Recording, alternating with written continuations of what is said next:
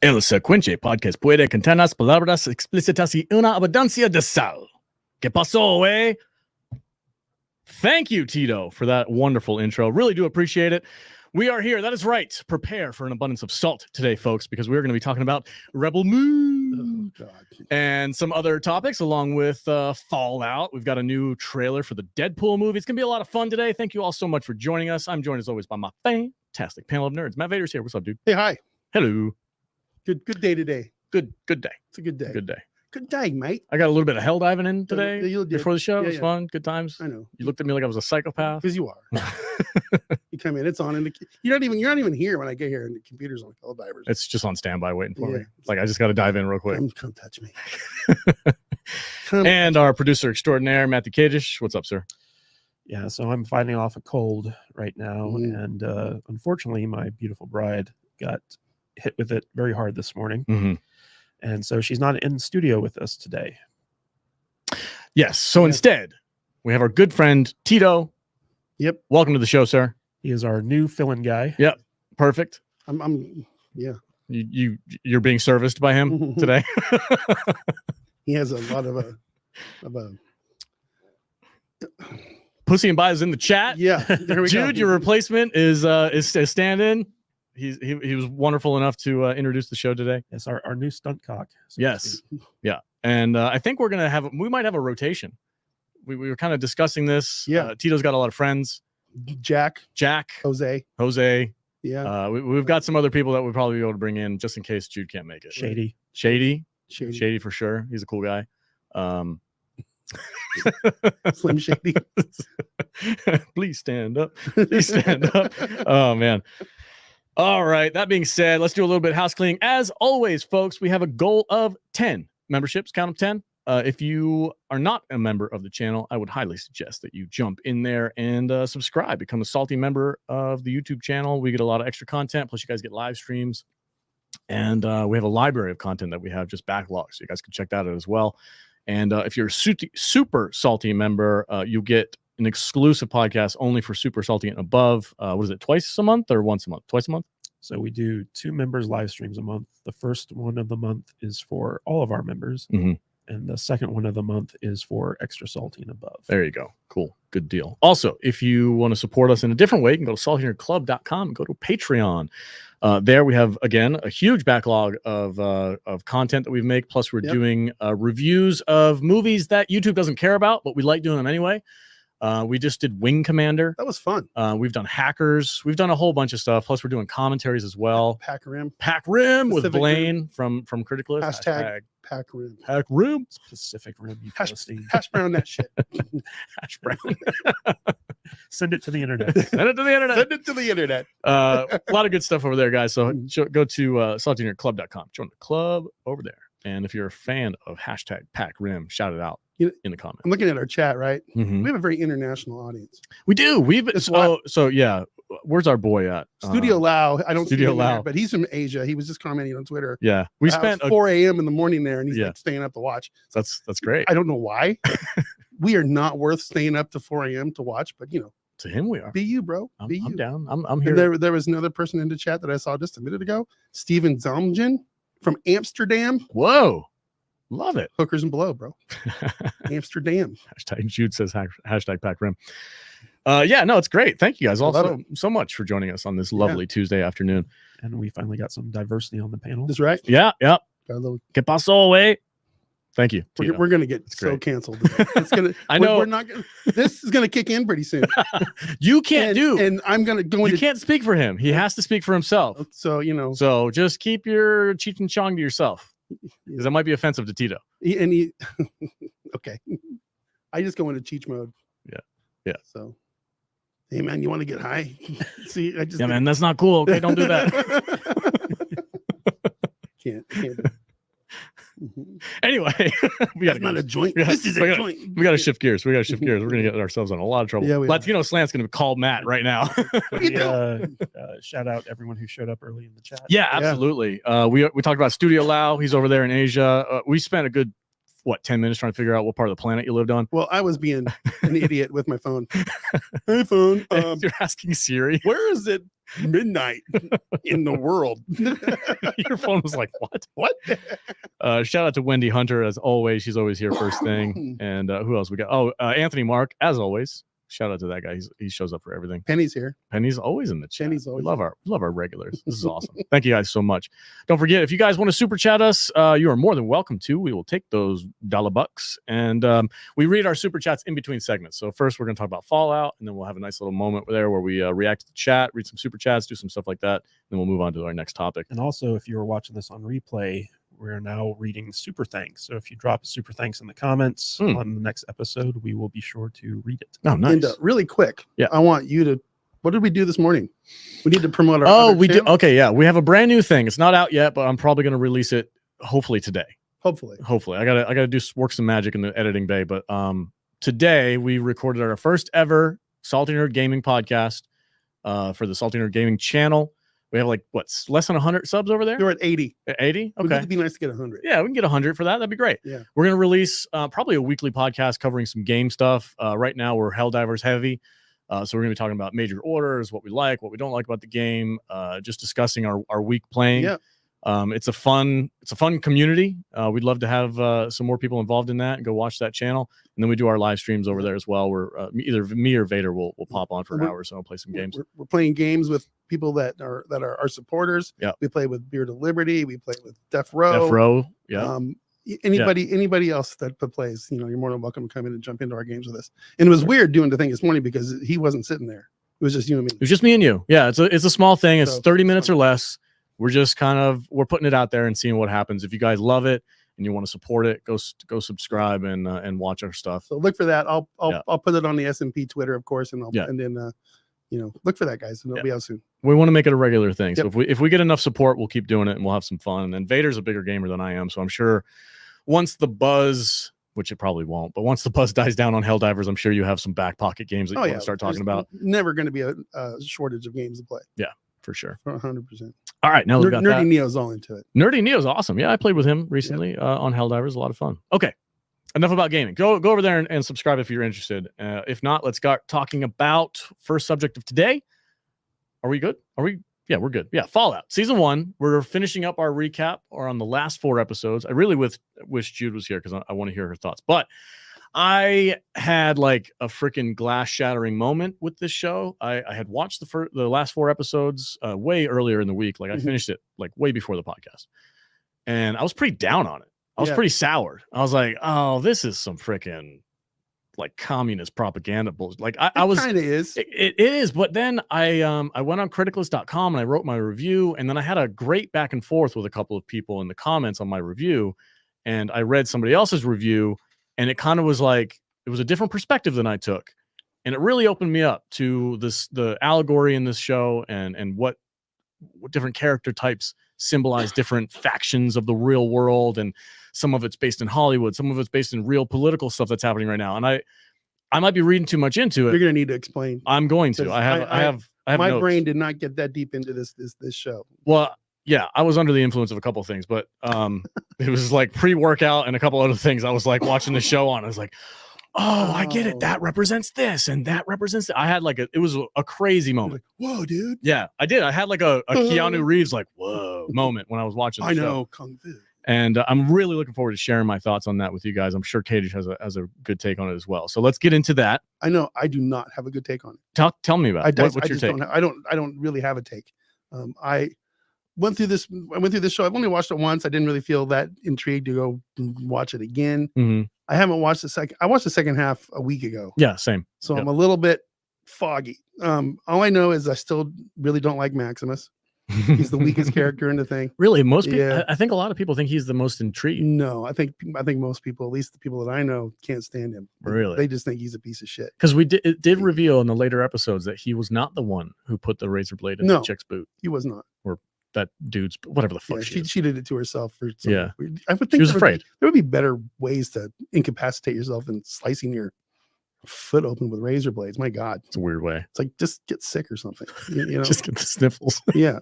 Well, come on. Oh man, I got arthritis. I can't go.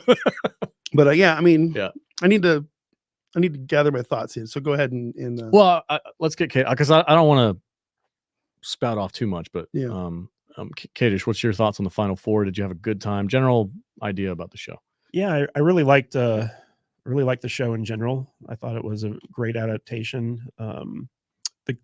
The thing that really stood out to me, and this is like a sign of good writing, is that by the time you get to the final episode, all four main characters that we've been following throughout the season completed a character arc, which is basically the brother who was investigating the vault stuff.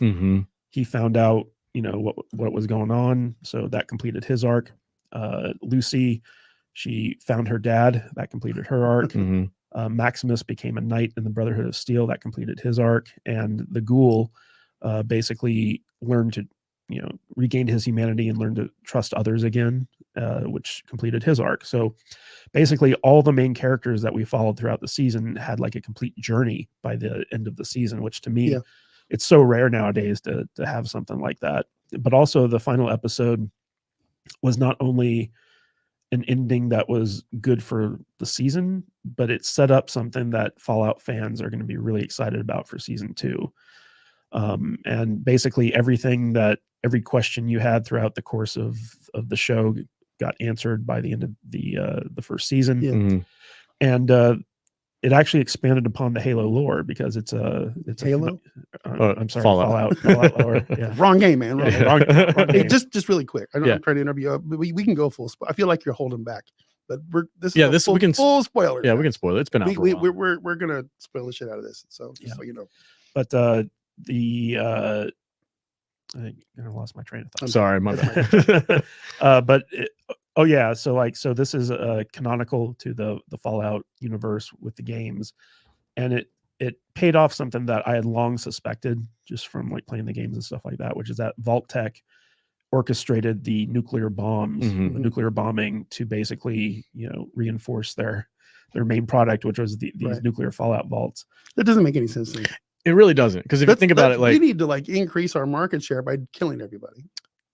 That's one of the dumbest things. That's one of the things. Now, if you so here, I'll talk about this review. So this review on criticalist.com, it got recommended to me by Blaine, and I read through it, and that was one of the things that they mentioned. They're like, financially, this doesn't make any sense. No sense. But my perspective on that is like, okay, financially it doesn't make any sense, but it's not about finance. Because remember that long game? That douchebag, I can't remember his name, Bud Askins or whatever the hell his name is. The guy that Cooper hates, right? He's like, oh, that freaking dipshit. He said very specifically during his little monologue in one of the episodes, he was like, the future is not money.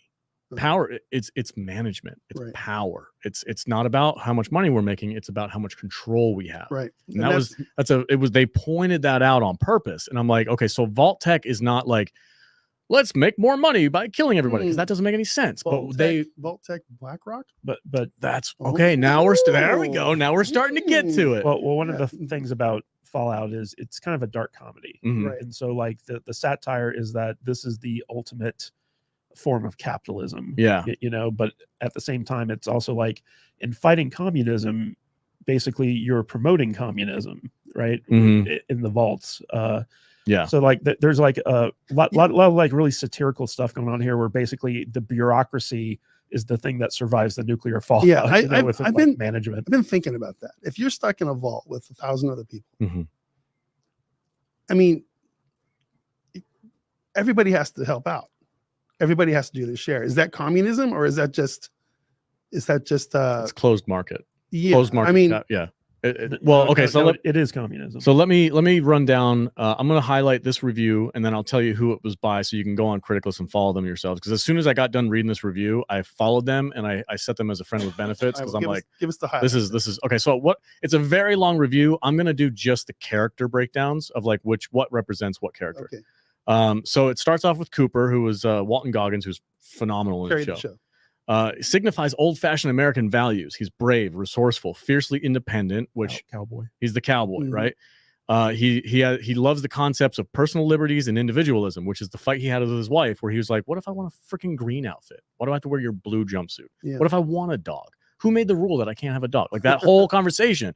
That's American value, freedom. Yep. Freedom, democracy, fiercely independent, libertarian, whatever. I'll take my time in the wasteland. Thank you very much. In the past, he was seen as a hero which we see him in old school movies as the hero cowboy, the famous actor. But now in modern times, he is seen as the villain, as the ghoul, like, oh, that old school, like American value, gun toting redneck. Bleh, that's like nowadays that's seen as a bad thing in today's culture, according to some crazy people. But the magnificent bastard refuses to die. He's over 200 years old, which if you line it up with America, 1776, it's over 200 years old. It's the same with him. Yeah. He's about the same age as America, which is a pretty interesting little thing to do. Lucy, she's the naive youth who is unaware of the world outside of her bubble that she grew up in. She kind of bought the whole American value thing, hook, line, and sinker, but underneath it, it's all controlled by the 1%. It's all the elite, but she's like, she's disillusioned by the whole idea. And then we have Maximus, who this character breakdown, it's pretty interesting, but basically he's like a rogue unit. The others really seem to hate with a passion, but I think I know why. He is us, according to this person.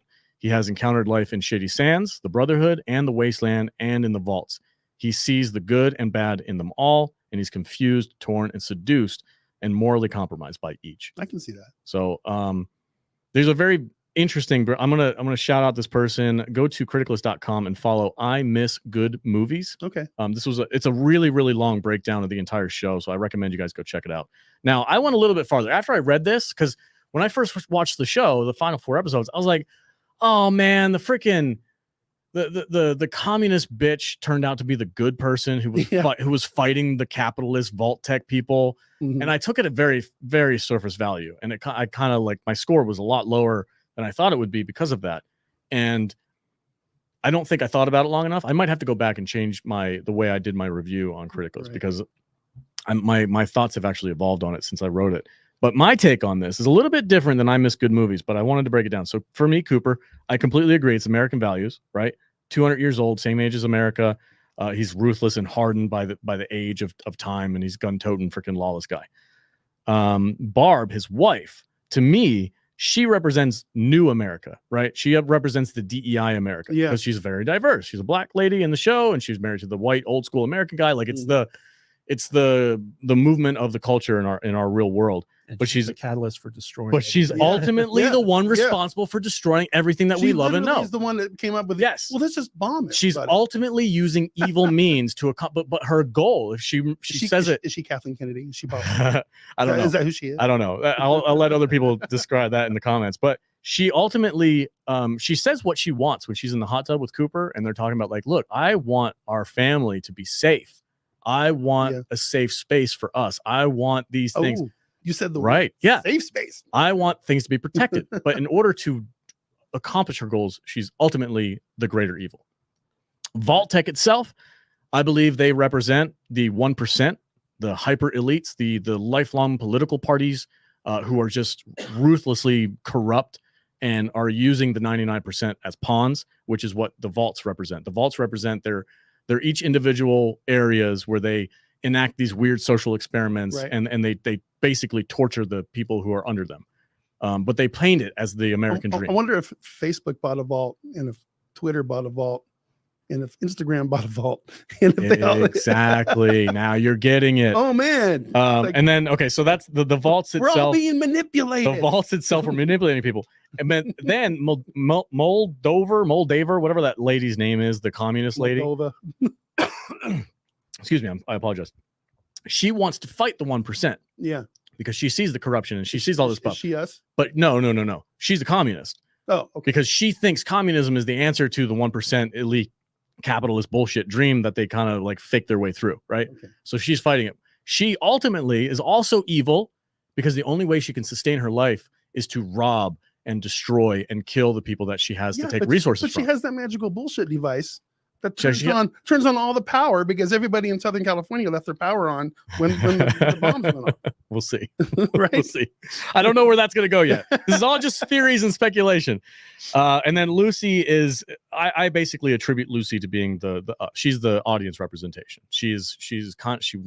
She wants the American dream to be real, but she finds out that it's being controlled. The farther you get into the show, the more based she gets. The more based she gets, right? Like, she wants to be a good person. I'm red pilling the hell out of it. Yeah. It would have been funny if they would like showed her taking a red pill.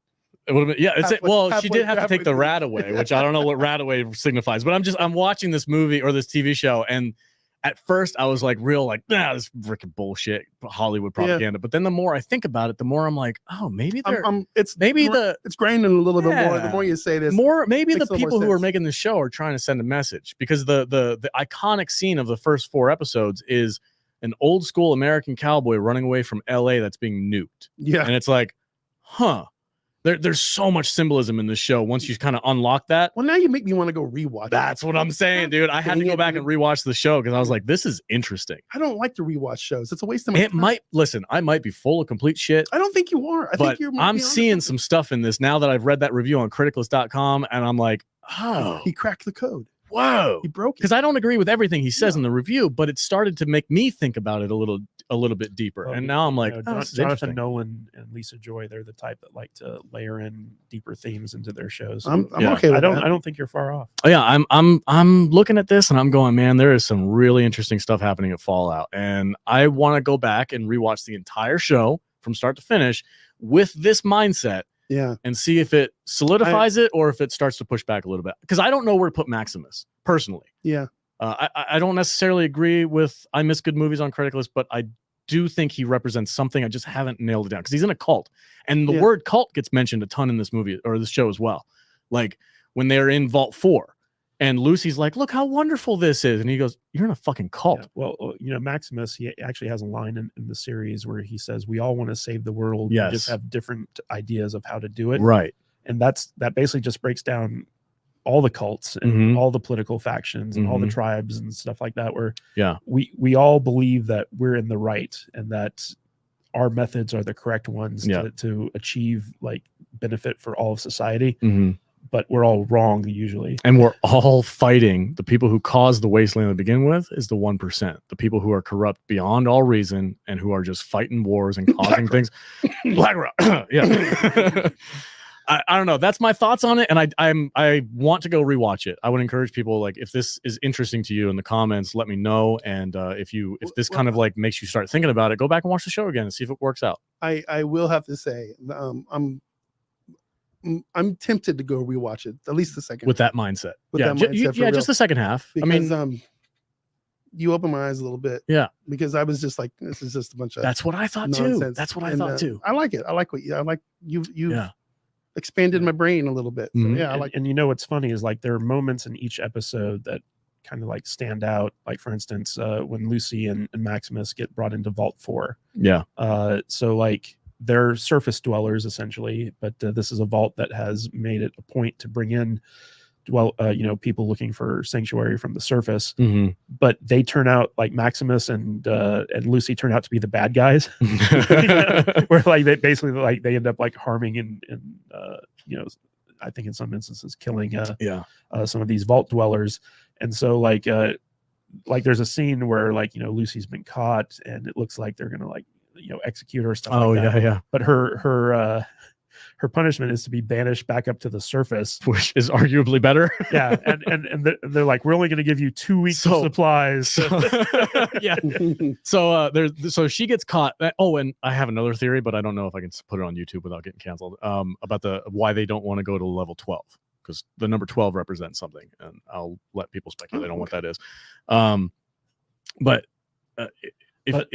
So go ahead. Well, I was going to say, like, the interesting thing about that episode is that they discover that the Vault 4 was initially run by scientists, and that the way that scientists run things, it's basically without any kind of like concern for humanity. Yes. And so like if you go pure science, like it always ends up biting you in the butt. Yeah. Because like there's no faith in humans, there's no greater power or any of that stuff. And they start doing weird shit and experimenting on people, which you see, like, if you I don't know, it's spoil it. The Fauci factor of that microcosm of Vault 4, right? Pure science, everything's science. But then they end up doing shit that is like super unethical, and it causes all kinds of problems.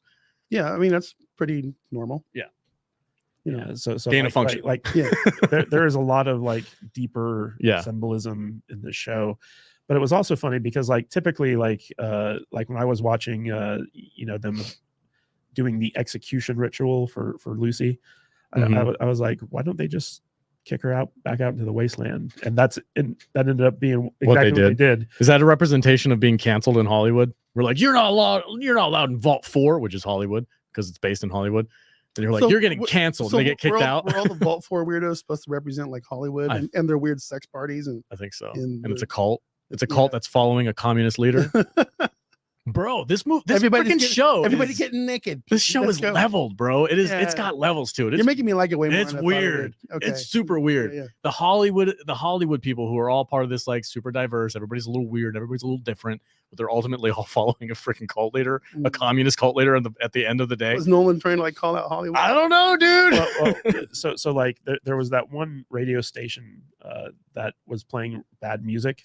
Yeah, and he always had people coming after him because they didn't like the music he was playing, so he had to booby trap everything. And so like he had all these dead bodies, and they're all critics, and he's like, "Goddamn critics!" Every time they die. It was literally like a commentary on YouTube criticism. Well, everybody's a critic now, right? Yeah, everybody's a critic. Are we including us? Yeah, including us. So whatever. We have a role to play in this whole show. There's somebody. How come you can say something and I can't? Yeah. Screw you, man. But if you look at it from a meta point of view, so like remember all the criticism that the early like release footage got off of like Fallout. So it's like they might have baited it as a trap to get us to criticize, and then they're like, once they watch the show, they're gonna like it. Yeah, and like that was like the meta symbolism that Fred Armitage like had. I'm telling you, man, I started breaking this whole thing down character by character, and it all made a little bit too much sense. Well, I'm glad you did the homework because I did not. I told you last week that I was going to come with notes. Remember, I said that after the first 4 episodes. I was like, next week I'm going to come more prepared. Yeah, last week I didn't to forget last week. I was just out of it. No, it's all good. I also like that part where Maximus Squire got the arrow through the neck. He's like, why am I not dead? Why am I not dead? And then that was good. I think you're a ghoul. And like, oh man, I should have trusted that shit. That was pretty funny. Yeah, that was a good moment. Let's talk a little bit more about some of the like specific moments in the show. There was the bridge scene with the 2 cannibals. Yeah. That was interesting because I watched this with my wife, and this show's a little bit more brutal than the shows she normally watches. So I was curious to see how she reacts. Brutal? Yeah. There's decapitations and there's blood and guts stuff like that. She doesn't watch stuff like that. But that scene was particular too, because like Lucy coming in very naive and very like, okay, guys, let's be cool. She wasn't super naive. Also Maximus just clocked them from the beginning. Yeah. He's like, yeah, we're not armed.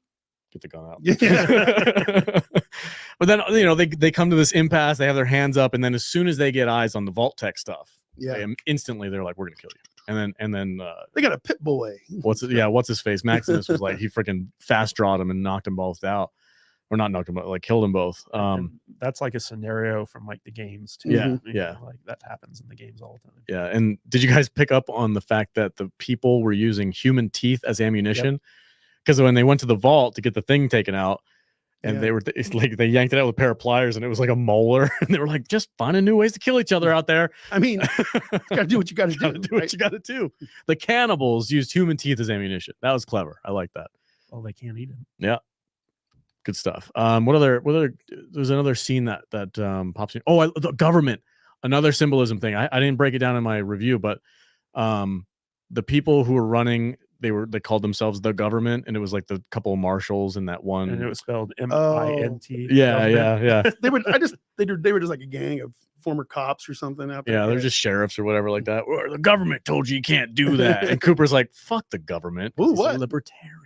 Oh yeah. It all makes sense. The government. Yeah. The government. Yeah. I love it. That's a nice little what's the word? Nice little allegory. Yeah. The government. Fuck the government. And that's what Cooper Cooper represents the libertarian. The old school American. Well, that's why everybody likes the ghoul. The ghoul is the best part of the show. The best part of the show. He carries the whole thing. Yeah, he does. Walton Goggins cannot be understated in the show. He is amazing. He's the only guy I've ever seen without a nose that I thought, wow, that's a good looking dude. That's a really cool character. That's a cool with no ass nose and his zombie ass. Yeah, because you look at all the other ghouls, and you're like, oh, that's gross. But I'm like, this guy looks all right. It's like Deadpool with no nose. Right. Exactly. Yeah. So that's cool. He owned it, man. I mean, I just want to see a ghoul show. Yeah. I don't care about the other characters. Let's do with him. And I love the fact. So there was There was a issue with one thing that happened in the show that was kind of like I don't want to say it's Deus Ex Machina, but it was just like it was a bit too easy. When Maximus was in Vault 4 and he's looking at his power suit and he knows he doesn't have the core anymore, and he just walks over to some random dude and he's like, hey, where do you guys get your power from? And they just let him in the generator room and they're like, oh yeah, here you go. Yeah. And he has free access to it whenever he wants. And then Everybody likes each other. Well, yeah. Plus, like, it's a community, so they don't think like, oh, there's somebody's going to steal this. Yeah, this they're all very naive in the vaults. Even Vault 4, I feel like. But they were, yeah. the best part of that was Maximus learning about vault life. He's like, what do you mean hot shower? Yeah. Like, he starts like eating like dude. imagine caviar and popcorn. Imagine how that would feel. Yeah. You're out in this freaking Radiated Las Vegas wasteland. Yeah. desert for years. Yeah. Maybe get a sponge bath once in a while, and all of a sudden you got a legit hot shower with like hors d'oeuvres and like little snacks and popcorn for the first time. He's wearing like the robe. He's got the slippers on. Look, He's man, watching TV. It's not even a TV show. It's just like It's just a waterfall. Yeah. I go on vacation with the wife to some weird hotel or something for 3 days, and I come back. I'm spending an hour in my shower with my Mr. Water pick thing up there. It's like, oh yeah, this is great. This is great. I went to a hotel here in Vegas one time and I got like the penthouse for my anniversary or whatever. Like it's got the walk-in shower and it's just like a room that's just tile and water coming out of all the walls. I'm like, oh my god, this is amazing. Sauna mode. It's like just mists you with warm water. It's incredible. My dream is it's got a bench to have sex on. I'm like, this is a great shower. Fuck shower. Let's go. Fuck shower. There's our stunt cocktail. Oh yeah, man, I love myself a fuck shower. God damn, Tito. Jesus, dude. Let's calm down. Why do you call it the fuck shower? Because it's cool as fuck. I was going to say, because we fucking did. You can bone in it. There's enough room. Oh, Jude's gonna miss more shows now. Fired. You're fired. We're replacing you with Tito. So the big ending to the season was the reveal that Lucy's father made it to New Vegas. Yes. His mother or father? Her mother. Okay. Because her mom was the ghoul and she ended up killing the ghoul to put her out of her misery. Yeah. Well, let's break down what her father ends up being in the end. Go ahead. I was going to say her mom is the ghoul at the end she's Moldaver's lesbian lover, right? Is that what you got out of that? That's what I got out of it. Oh, that's interesting. Okay. Because why else would she have kept her alive? I don't know. I didn't know why she was there. They were other than for Lucy to confront what happened to her mom.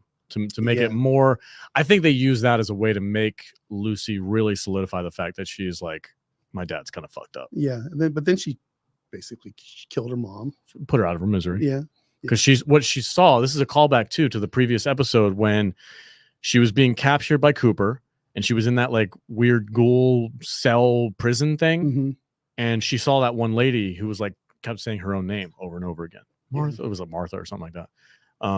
Yeah, so basically and then it goes from regular ghoul, which it has an identity, to feral ghoul, which is like a monster. And you got to keep drinking the juice. Yeah. And she saw what happened to the woman who became a feral ghoul, like in live, like real, right? Happened right in front of her. Yeah. And now she sees her mother in that state, and she's like, oh, this is so. That's what triggered that reaction. I was like, I just got to put her out of her misery. Yeah. But I think it was important for her to see her mother in that state in order to really solidify her angst against her father. But in the end, with the giant exposition dump in the last 30 minutes of the 8th episode, we find out that, her dad's a giant. He's a management from old Vault Tech who's been alive for, well, not alive, but he's been in stasis for like 200 years. Whatever. But and Vault 31 was filled with just Vault Tech management people who were elected into the, what are they called? Not presidents, but they're what are they?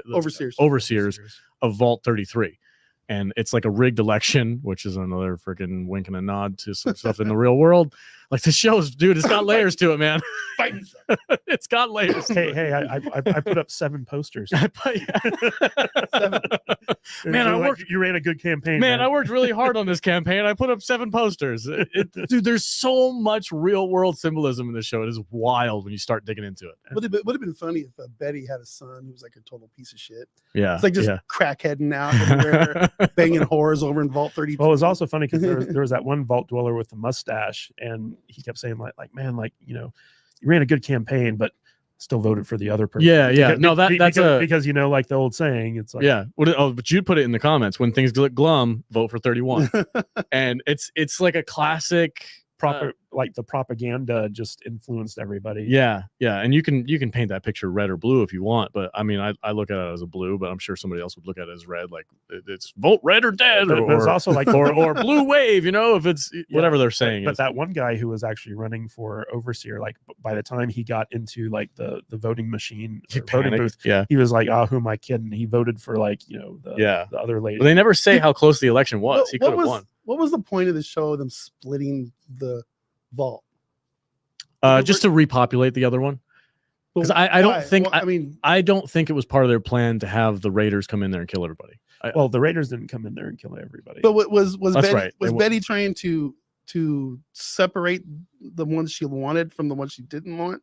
Well, so she put all the people she didn't. If you notice, who weren't in on the plan over in 31, so they could stay in 33. I'd have to look deeper into who got sent where, but I think I got the vibe that the people who didn't question anything. And was the blonde chick with one eye? She's 31. Is she a good vault person? No, she's a 31. She's a management person. All right. So basically, each vault, like the two other vaults, 33 and 32, they were just meant to be regular vaults. But then 31, the management people, like if they came to 33, they'd say they came from 32 or 31 or like whatever. So they were meant to be like kind of like regular, just like normal vaults. There wasn't supposed to be any experimentation with them. But what happened was the people in Vault 32 figured out what was going on in Vault 31. Okay. And so like there was an uprising there where they killed each other basically. And then that was where the vault, the Raiders came in and found it like that. I'm going to push back on that a little bit. When they go in there and the bodies are still there, they all seemingly went mad because the one dude had the knife in the toaster oven. Some other people were like, well, that guy killed himself. Yeah, but I think it was a good percentage of the people that killed themselves. But if you look at it, so like there was a faction that had figured out, because like they wrote in blood on the walls, it's like we know what happened. Or yeah, we know what. Yeah, and so like they basically did what Lucy's brother did, which was conduct an investigation, found out what was going on in Vault 31. Okay. And so they were rising up against management in their vault, and it caused people to kill themselves, turn on each other, die, stuff like that. Okay. I forgot about that. Yeah. That's true. He did do that. Okay. That makes more sense. This show is way better than I gave it credit for. And I'm going to have to retroact. I'm going to leave my original review there, and then I'm going to edit it with a timestamp saying, okay, now that I've thought it over, this is my new take. And I want to credit I Miss Good Movies on criticalist.com. Go follow him for kind of unlocking this idea to me. And shout out to Blaine for allowing a platform that gives people a place to kind of expound these kind of thoughts. Follow all of us on criticalist.com. Yeah. We're all for sure. Blaine's a good friend of ours, and we really want to support what he's doing over there. So good stuff happening at criticalist.com. I definitely need to go rewatch at least the second half of the season with my new mindset. I encourage you. You're going to love it. I feel like it's way better. You're going to like it way more. Because I was actually down. I was thinking Me too. I was going to go into my criticalist review and knock it down a point, but I don't know. We'll see what happens, I guess. Yep. Yeah, but so season 2 has been confirmed. Nice. And it's going to be focused on the New Vegas setting instead of LA. Cool. It's going to be our hometown, dude. Yeah, man. How badass is that? Well, it's also the most popular Fallout game out there, which was New Vegas, which was done by I also heard it was the most buggy. I don't know about that, but we'll find out. I know that all Bethesda games are pretty buggy. But it's going to be interesting because in the Fallout lore, New Vegas is like one of the only cities that was not ravaged by nuclear fallout. So it should be kind of interesting to see how they're going to play that one. And that's run by Robco, which is one of the guys that was in the big round table meeting with all the elites. It was Rob something. I can't remember his last name. So Robco is the conglomerate that is responsible for robot technology. Right. They're the ones who make all the robots. Right. I haven't played the game. I played the very first game way back when. That's all I got. I don't remember anything about it. So I'm going into this series without knowing the lore at all. Same. So I know there's a lot of people. Sorry. There's a lot of people out there that are pointing out lore issues, but I can't look at that stuff. I guess I have to judge this show on its own. So it is what it is. Okay. I appreciate the lore rule guys, but Yeah. Anyway, I'm gonna highlight a couple of comments. We're gonna do our first super chat from Foxhound for £1.99 sterling. Ministry of Warfare. Vader, talk to me. Good? Question mark. 5 minutes from now we'll talk about it. For sure. Are we doing Snyder first? Or are we doing Ministry of Warfare? Okay. We're gonna do Snyder All right, first. 40 Snyder first. Okay. 45 minutes from now we'll talk about it. Thank you for the super chat. Hang Man. in there. Appreciate Hang it. in there. There was another comment from Beard of Liberty that I wanted to pull up real quick if I can Beard of Liberty. find it. Go this way, Yeah, this way. Gotta give me a salute. Right? Philistine. He said 31, 32, and 33 were designed to breed the best managers for Vault Tech. That's interesting. Okay. That makes sense. I can see that. Captain Ireland says, stop hiring Zack Snyder. True enough. We're going to talk about that in just a few minutes here. I'm trying to think. I know. Shout out to Jude for putting the When Things Look Glum, vote 31. Thanks for the reminder on that. There was a couple comments, but they got lost in the. You get buried. I apologize. It's really hard for me to highlight comments if they're. Yeah, you get it. You know how it works. Foxhound says no. No. Okay. So let's talk about Zack Snyder's Rebel Moon. Oh, Zack. Part 2, called Scar Giver. It is I released on Netflix. People have been calling it the Cringe Giver. The cringe It's giver. something, man. It is something. My thoughts are actually pretty shallow on this movie. It almost mirrors the exact same thoughts I had for part 1. It's just like, yeah, man, we get it. You're doing Seven Samurai, but Jesus Christ, like, just can you do better? It's a very self-indulgent. It's so self-indulgent. It's 2 hours for a third act. This is literally the entire movie is just the third act of the first movie, or what should have been. If the first movie was an hour and a half, the first 2 acts of this movie is just grain harvesting the movie. Dude, Don't even slow motion grain harvesting. Don't get me started on this grain harvesting bullshit. Like literally 20 minutes in the movie, they're just harvesting out grain. there with Freaking scythes or whatever they're called, Space sickles. Amish. I don't know what they're called. What are the things called? Where the big Scythes. the Grim Reaper Scythes. thing? Space Amish people. Seriously, it's like, fuck, dude. You have hovercraft. I already got. They have a hovercraft to move the wheat, But you can't harvest it. but they're using 17th century materials to actually harvest it. It's like it's an episode of what's that show I hate? Firefly. It's like an episode of Firefly. Worse than that, though. Yeah. No, it's not. It's not worse. It's the same. No. You know what makes this worse? So you have a military capital ship that's run off of people shoveling coal Thank you, dude. into furnaces. Bro, Coal powered. When I saw that, I was like, seriously, Zack Snyder? fuck, dude. Like you're running your spaceship on coal power? I'm watching this show. The pollution in the atmosphere. It's not even robots shoveling the coal into the It's first. human. It's like the old school Titanic shit. Yeah, it's like an 1819 cruise liner. Yep. I'm watching this show. I apologize. He's making me laugh too much. All the gunk's coming out of my lungs. We all got We all got con crud. So Snyder crud. I'm watching Snyder this crud. freaking show, and legitimately, as soon as I see her, she's up in the thing, and it was really. I do want to give a little bit of credit. I know I'm going to get pushback, but the whole like the AI computer that runs the ship is a giant head with eyes, and I was like, Yeah. oh, that's interesting. Yeah, like, and oh. she makes her way into the engine room. And Yeah. And you could just skip into the end, man. Well, fuck. this movie. we got a lot to talk about here. Yeah. But she's up there, and the AI computer that runs the ship is like a head, and it like looks at her, and as she's planning the bombs, I'm like, oh, that's interesting. Goes nowhere. Yeah, Doesn't nothing. matter. Yeah. Also, there's this one guard who's watching her do it, and he's just kind of like sitting there, like, Oh, oh, that's weird. that's weird. And then she turns around and kills him, and he's like, oh. This movie is basically 2 hours of exposition dump No. and then a half hour of a really terrible battle that's ripped off from Star Wars So with Amish people. It's the dumbest there's thing. so many issues with this fucking thing, dude. It's so terrible. But she falls down because the AI doesn't have railings like Star Wars. Nothing has railings.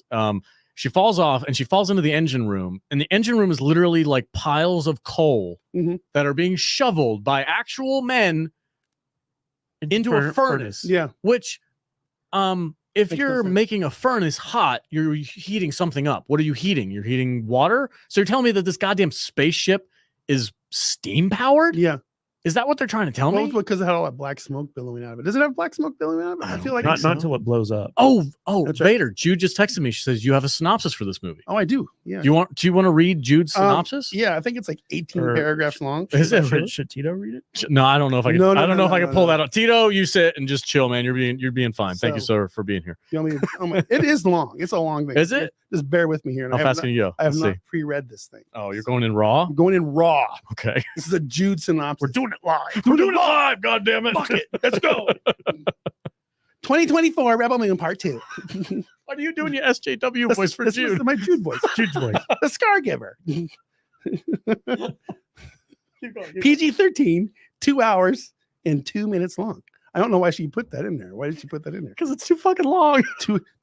It's longer than 2 hours, right? No, I felt like It- 6. It's actually shorter than the first one. It feels Yeah. longer because there's so much wheat being harvested. Oh yeah, and coal's being shoveled. And coal's being shoveled. in Wheat slow being motion. harvested and coal being shoveled. in a sci-fi show. Fuck this movie. What is going on? After training the farmers how to decapitate scarecrows, the warriors all give their info dumps the night before the big battle.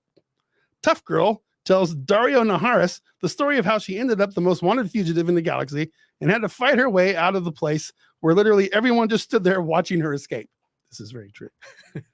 But lies to the group later when asked about her history. Titus isn't one for confessions and then gives a full confession of how he got his men killed once upon a time. Prince Tarek vows to be a king to his people, who are probably all scattered or dead as soon as they win this battle. Nemesis's ancestors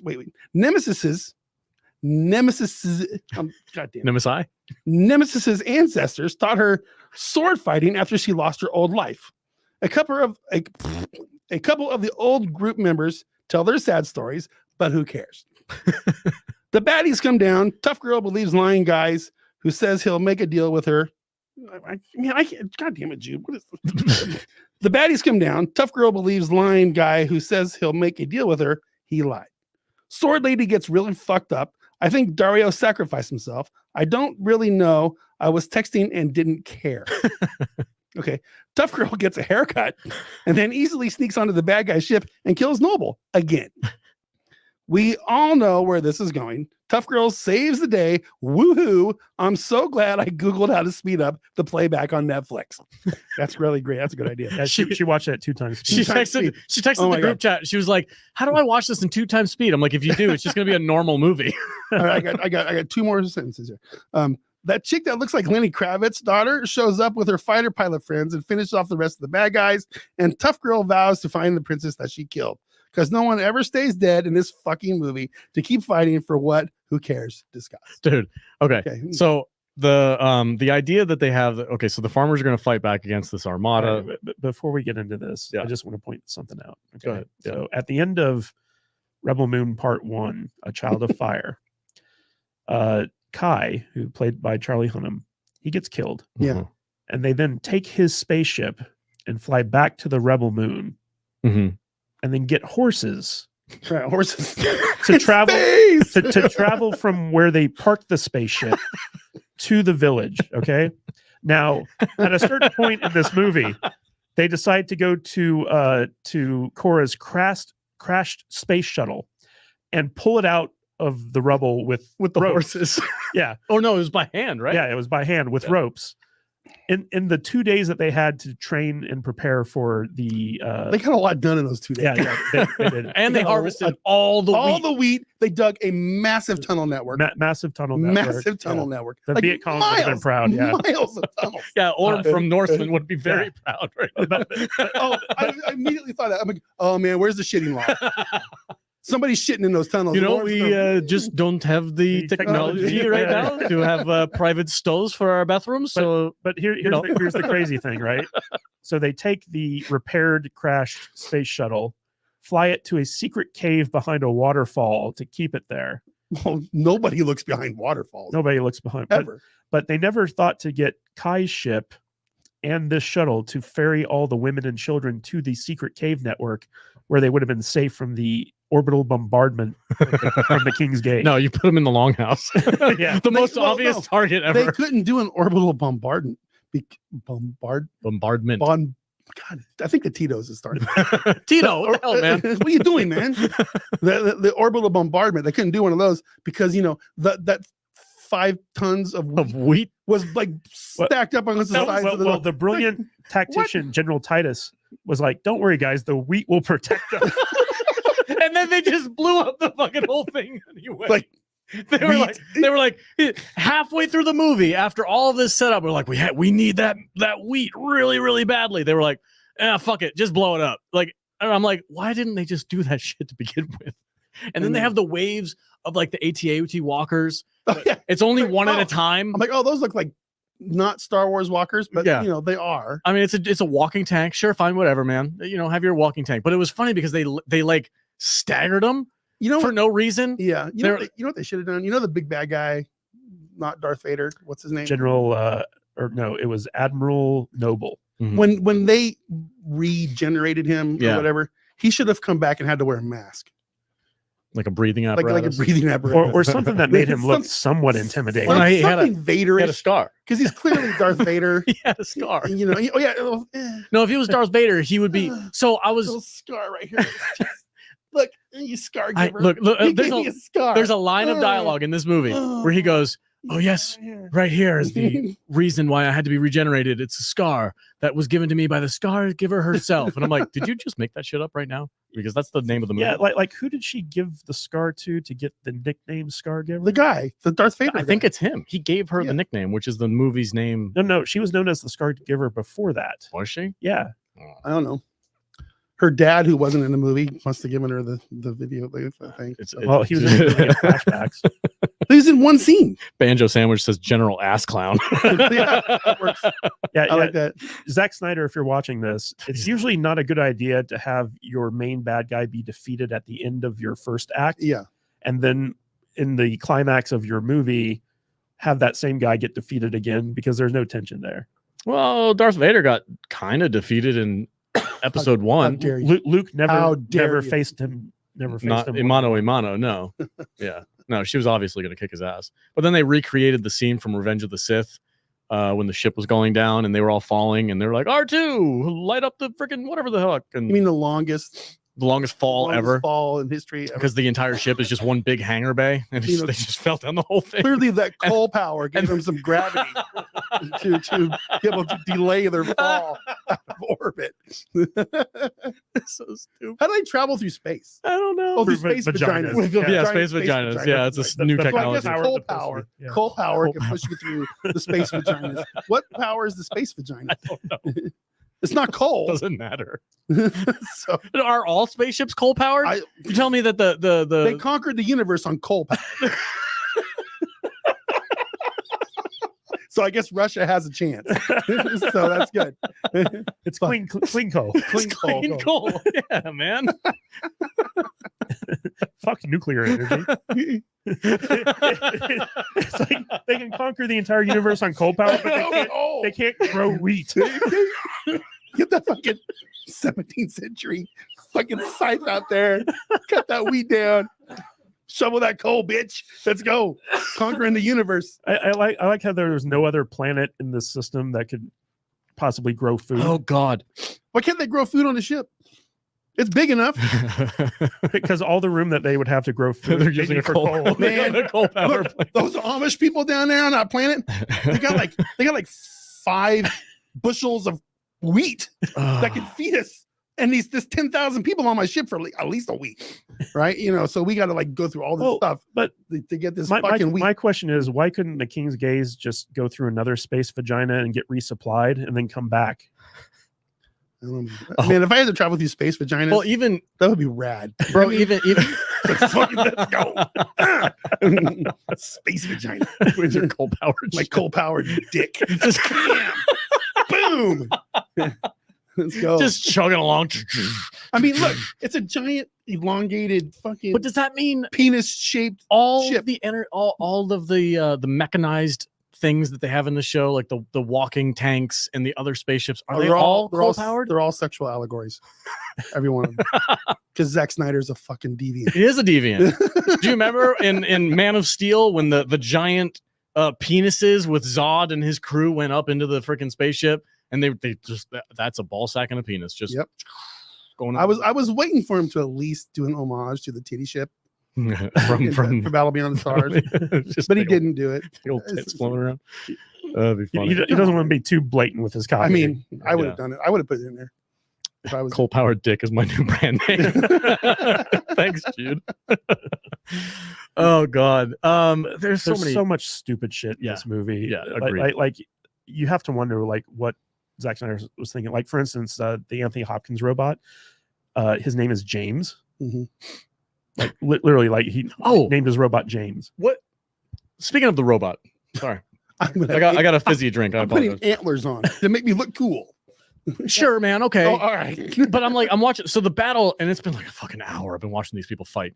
And, the guy takes an axe to a gun show and he's shirtless with no armor on and he hasn't taken a single shot and he's killing like 30 people. Whatever. Fine. What's funny is Turok put on a shirt to harvest grain, but not to fight. battle. No, he's got to show his abs. He's a good looking dude. Oh, yeah. No, look, man. That six pack, you got to show it off, right? If I had a six pack, I would walk around shirtless all the time. But nobody wants to see this.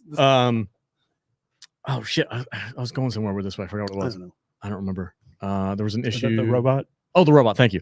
Like the battle's been going on for a while, and they've took out like one tank already, and they've killed like 400 people, and then the robot shows up. And I'm like, at the end to save the day.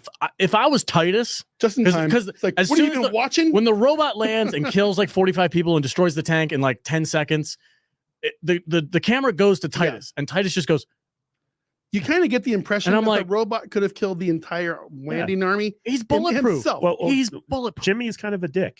Kind of. Like he's just sitting there. He's making new antler crowns to wear. He's watching the battle, and then he like kind of joins when he feels like it. And then, like just destroys everyone. CP30 Hawkins or whatever the fuck is Anthony Hopkins. Yeah. Yeah. I was watching this, and I think I mirrored what Titus was thinking. He's like, "When the fuck have you been?" What you've been watching? I mean, he was literally up on the cliffside just watching the battle. Yeah. I'm gonna make me a really dramatic entrance when the time. The superhero pose. You see the superhero pose? I did. Yeah. Yes, I and the cape. And the cape. Yeah. Slow motion cape. I think that should be the thumbnail for this video. It's just the fucking robot with antlers on. Yeah, with the superhero pose. Oh, okay. Yeah. Well, I don't know, dude. It's so nonsensical. But and it's like, yeah, man, it would be cool if the writing was better. And that's always Zack Snyder's problem. But listen, man, more people watch these movies than watch Barbie. What? Yeah, Zack Snyder math. Yeah, Zack Snyder. Well, that's not true. Yeah, it is true. No. He's like, if two people watch my movie like 1 billion times, multiply that by a ticket price of $10. What was that? That's 1.6 billion. Was that on Rogan? Yeah, where he did. You need to watch that clip if you haven't seen it. Rogan. He literally had Rogan had Zack Snyder on, and he did this bullshit Snyder math where he explained how more people watched his movie than the people that went to the theater and watched Barbie because it's on Netflix. And people just threw it on in the background. It's insane. Wow, he is so delusional. This motherfucker. Yeah, that is. It's crazy. So we're. I mean, rightfully so. We're kind of hounding Zack Snyder because his movies are bullshit. But I'm like, man, if you were to just let somebody else write some shit for you. And just go out there and be a fucking cinematographer or the director of whatever the fuck. Yeah, your movies are cool as fuck. I like his style. He's actually a really shitty cinematographer. I disagree. I like his stuff. He has a unique style. 300 is cool. No, like, Dawn of the Dead is cool. Yeah, those are good movies. But no, like he's a good visualist. But like if you look at the cinematography, like there are times where you can see scratches on the lenses he's using. Like it's crazy. Like what? Yeah, it's in the movie. Red Hulk in the chat says, "I was stoned watching this." I wish I was stoned when I was watching this. I don't know. I did that with Fallout, and I loved it. And I was like, "This is so deep and amazing." If I did it with Snyder, I'm gonna be like, "Man, what the fuck?" So, guys, the beginning of this movie is just like a long period of time of them harvesting grain and an exposition background dump for all the characters that were already introduced. I was going to say that the grain part leads up to one of the biggest exposition dumps I've ever seen in a movie. It's crazy. And it starts off with Titus basically giving his background. They literally go, they're sitting at they take table. turns. Yeah. It's like an AA meeting. It's crazy. Hi, my name is AA Titus. Meeting for backstory. Yeah. And I'm like, he leaves it. Everybody here at the table has an important role to play in what's going on. So we need to get to know each other. Yeah, this so is such- I'm going to start, and then I'm going to go to you, and I want to know your story, and then I'm going to go to you, and I want to know your the story. whole time during this whole exposition dump, I'm thinking, you had 2.5 hours of a first movie to do all of this shit, Yeah. and you didn't. And I was like, why do I give a shit about all these characters? And they were like, oh yeah. Like, I feel like in the editing bay, they were like, oh shit, we forgot to put that exposition dump in the first part of the movie. Well, let's slap it at the beginning of the second part of the movie, and maybe nobody will notice. And it's like, no, dude, that shit needs to be in the first movie so that I give a crap about all these people who didn't die. And the time involved needs to be cut in half. Did anybody die? Anybody die in this movie? Ah. Any of the Nemesis died. Which one was Nemesis? She was the one. Oh, with the red the lights. sword lady. The one that like had magical powers with she cut her arms off and put that bullshit thing on, Yeah. on her arms. And yeah. She died. And she had some weird relationship with some kid that Nope, nobody came gives out a- of nowhere. That came out of nowhere. Nobody gives a shit so about. she's fighting like in a small little barn. She's protecting the women and children, and that's cool. Like, fine, man. Yeah, I get it. Send the sword lady, not in the gunfight. That makes sense. The one character in all the previews that everybody thought was cool because she had cool because she had red lightsabers. swords. I mean, it's Yeah. lightsabers. Come on, like Yeah. duh. I'm fine with that. Have a rip off whatever. lightsaber. Okay. I'm okay with that. But she's fighting off and she's protecting the women and children, and then she gets overtaken and somebody cuts her arm off, but she still finishes the fight and she's doing all this shit. Blah, blah, blah, it's cool. And then as she's dying, this little blonde kid who I don't think we've even seen before, No, he was in the first movie, but he also was like the one that was like so infatuated with Nemesis, and she showed up and like when they were harvesting grain, he was like sneaking up trying to get a closer See, look you at her. watched the first movie again. I did not. Yeah. He's crazy. I watched you're the first insane. one. You watched back to back. 4.5 hours Like, of this shit. I just see you at home with like this whip with barbed wire attached to it, hitting your back, while you're watching this movie. It's the priest. Oh, I love it. I love giving me self pain. I love to hate Snyder. Yeah, I really do. It makes me stronger. He just hate What watches. is wrong with I don't know, dude. I was like, I'm not watching that first one again. No, Fuck hell that. no. Hell no. That's a waste of my time. It's fascinating how bad it is. Yeah. It really like you could take these two movies into a film school Oh. and showcase them as textbook examples of how not to make a good movie, Yeah. right? Well, but- that's what the focus group people said I should make. Yeah, right. Oh, what was his comment recently about like if you don't like my movies, then you're pro Blame the focus focus groups groups. or something like Blame that? the focus groups, yeah, basically. No, I thought he said he was the one who's not doing focus So groups. basically, I mean, my understanding is that he made this movie, and they focus grouped it, and Netflix made him make the cut that they made to appease the focus groups. But his version, which is we're going to get later, to both in 6 parts, they're an hour longer, and it's the true. We're gonna have version another Snyder of cut. what- No, yeah, we're of gonna what have these movies. 2 Snyder cuts that are each 3 hours long, Yeah. and supposedly completely different movies. Mhm. With sex scenes. Yeah. Sex scenes in it. Well, I will say- we're gonna get lesbian titties. It's The gonna be awesome. PG-ification of this movie is really irritating because there's moments where people are getting like shot point blank in the head, and Mhm. and you just see like the goo, the plasma goo or whatever, and I'm like, come on, man, like it's already rated R, isn't it? No, It's not. I think these are PG-13. If they were in the theater, I think they'd be PG-13. Um, Because that's the kind of cut that he says Netflix wanted him to make, and he's also making R-rated versions. So Which is are the he director's versions, and they're an hour longer. Each one's an hour longer. But he wants to make a 6-movie trilogy. yeah, 6 movies trilogy. Yeah, That doesn't make a sense. trilogy of 6 movies. Yeah. and 3 movies, 2 parts each movie. Is that Snyder math? Yeah, so basically he's like, well, I made 1 movie into 2 movies, and so now my fans are expecting 2 movies No. per segment No. of the Rebel Moon saga. No. So if you add 2 and Just- 2 and 2, that equals 6. So it's a 6-movie trilogy. Man, I like some of your shit. Just make one good version. That's it. I don't need 6 movies that are semi shitty. I need one good No, one. they're not semi, But- they're shitty. Okay. I was trying to be nice. Can we go back to the backstory info dump? Yeah, please. Sure. Yeah, go ahead. Because the most fascinating one to me was Tarak's backstory. Is it the shirtless guy? It's the shirtless Okay. guy. Turok, dinosaur hunter. He really is. Well, he's called Tarok in this movie. But so we see his backstory where he's like a prince in this kingdom where his father was murdered by the Imperium, and then his mother decides to send all of their falcons, like huge falcons, against the spaceships. And of course they lose, and so she kills herself. And he's like, I guess I'm just going to take my shirt off and go to some weird system somewhere to become a indentured servant. Like it was like self-isolation. Yeah, but you know, like in a normally structured movie, like we saw him with like the black hippogriff or something like that when they first introduced his character, and he like jumps on it in slow motion and flies on it in slow motion and stuff like that. And in the backstory, we see how his culture and kingdom use these hippogriffs to fight actual spaceships.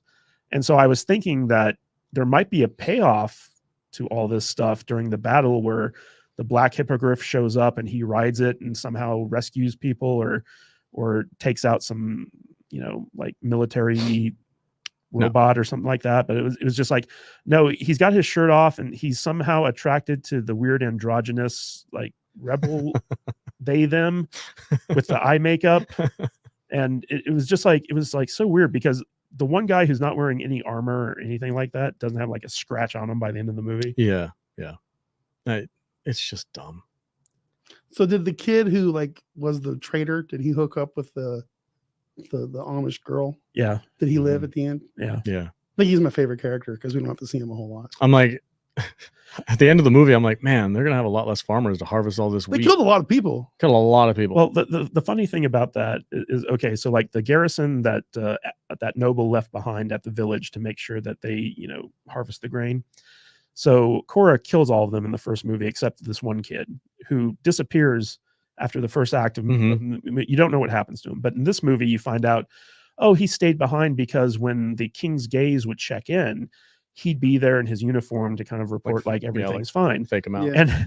And they were immediately on to the guy who's the second in command of the king's gaze, the XO to the admiral, technically the captain of the ship. He's the one who's calling in to check in with this, and he's like, hey, how come I don't ever see any of your other, like, you know, guys like answering the phone? I know they're out banging the villagers. Yeah, and he's like they're on patrol, sir. They're keeping track of the villagers, and he's like, oh, okay. And then Admiral Noble's like, you idiot! Like they obviously got killed. You know? They're all dead. That guy's a traitor. It's like everyone in these movies is so stupid. It's just like really, really stupid. But you know that the best character in this movie is Ms. Bloodaxe, because like basically she avoided the betrayal by Kai in the first movie by telling him to go fuck off. Her brother went with him, and then like she shows up at the end of this movie to basically after the battle's over, and she just like cleans up everything and takes full credit for like, you know, defeating these bad guys. Like she basically just plays her cards expertly throughout the entire movie.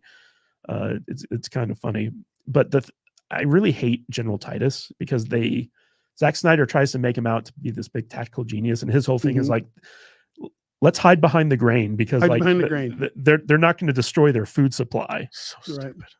It's like it's all about the grain. Why? In the first I still because don't know. Clearly the people on the coal-powered ship were starving. Clearly. And there's not a single other planet where they can go get supplies because they said they needed the supplies in order to journey back to freaking the homeland or whatever. Space vagina, but they could probably do like that. Yeah, don't they have like snap your finger, bridge the gap between space and time technology to go through? Like, why is it going to take them forever to get there? Doesn't make any sense. I still don't know why they need the goddamn wheat.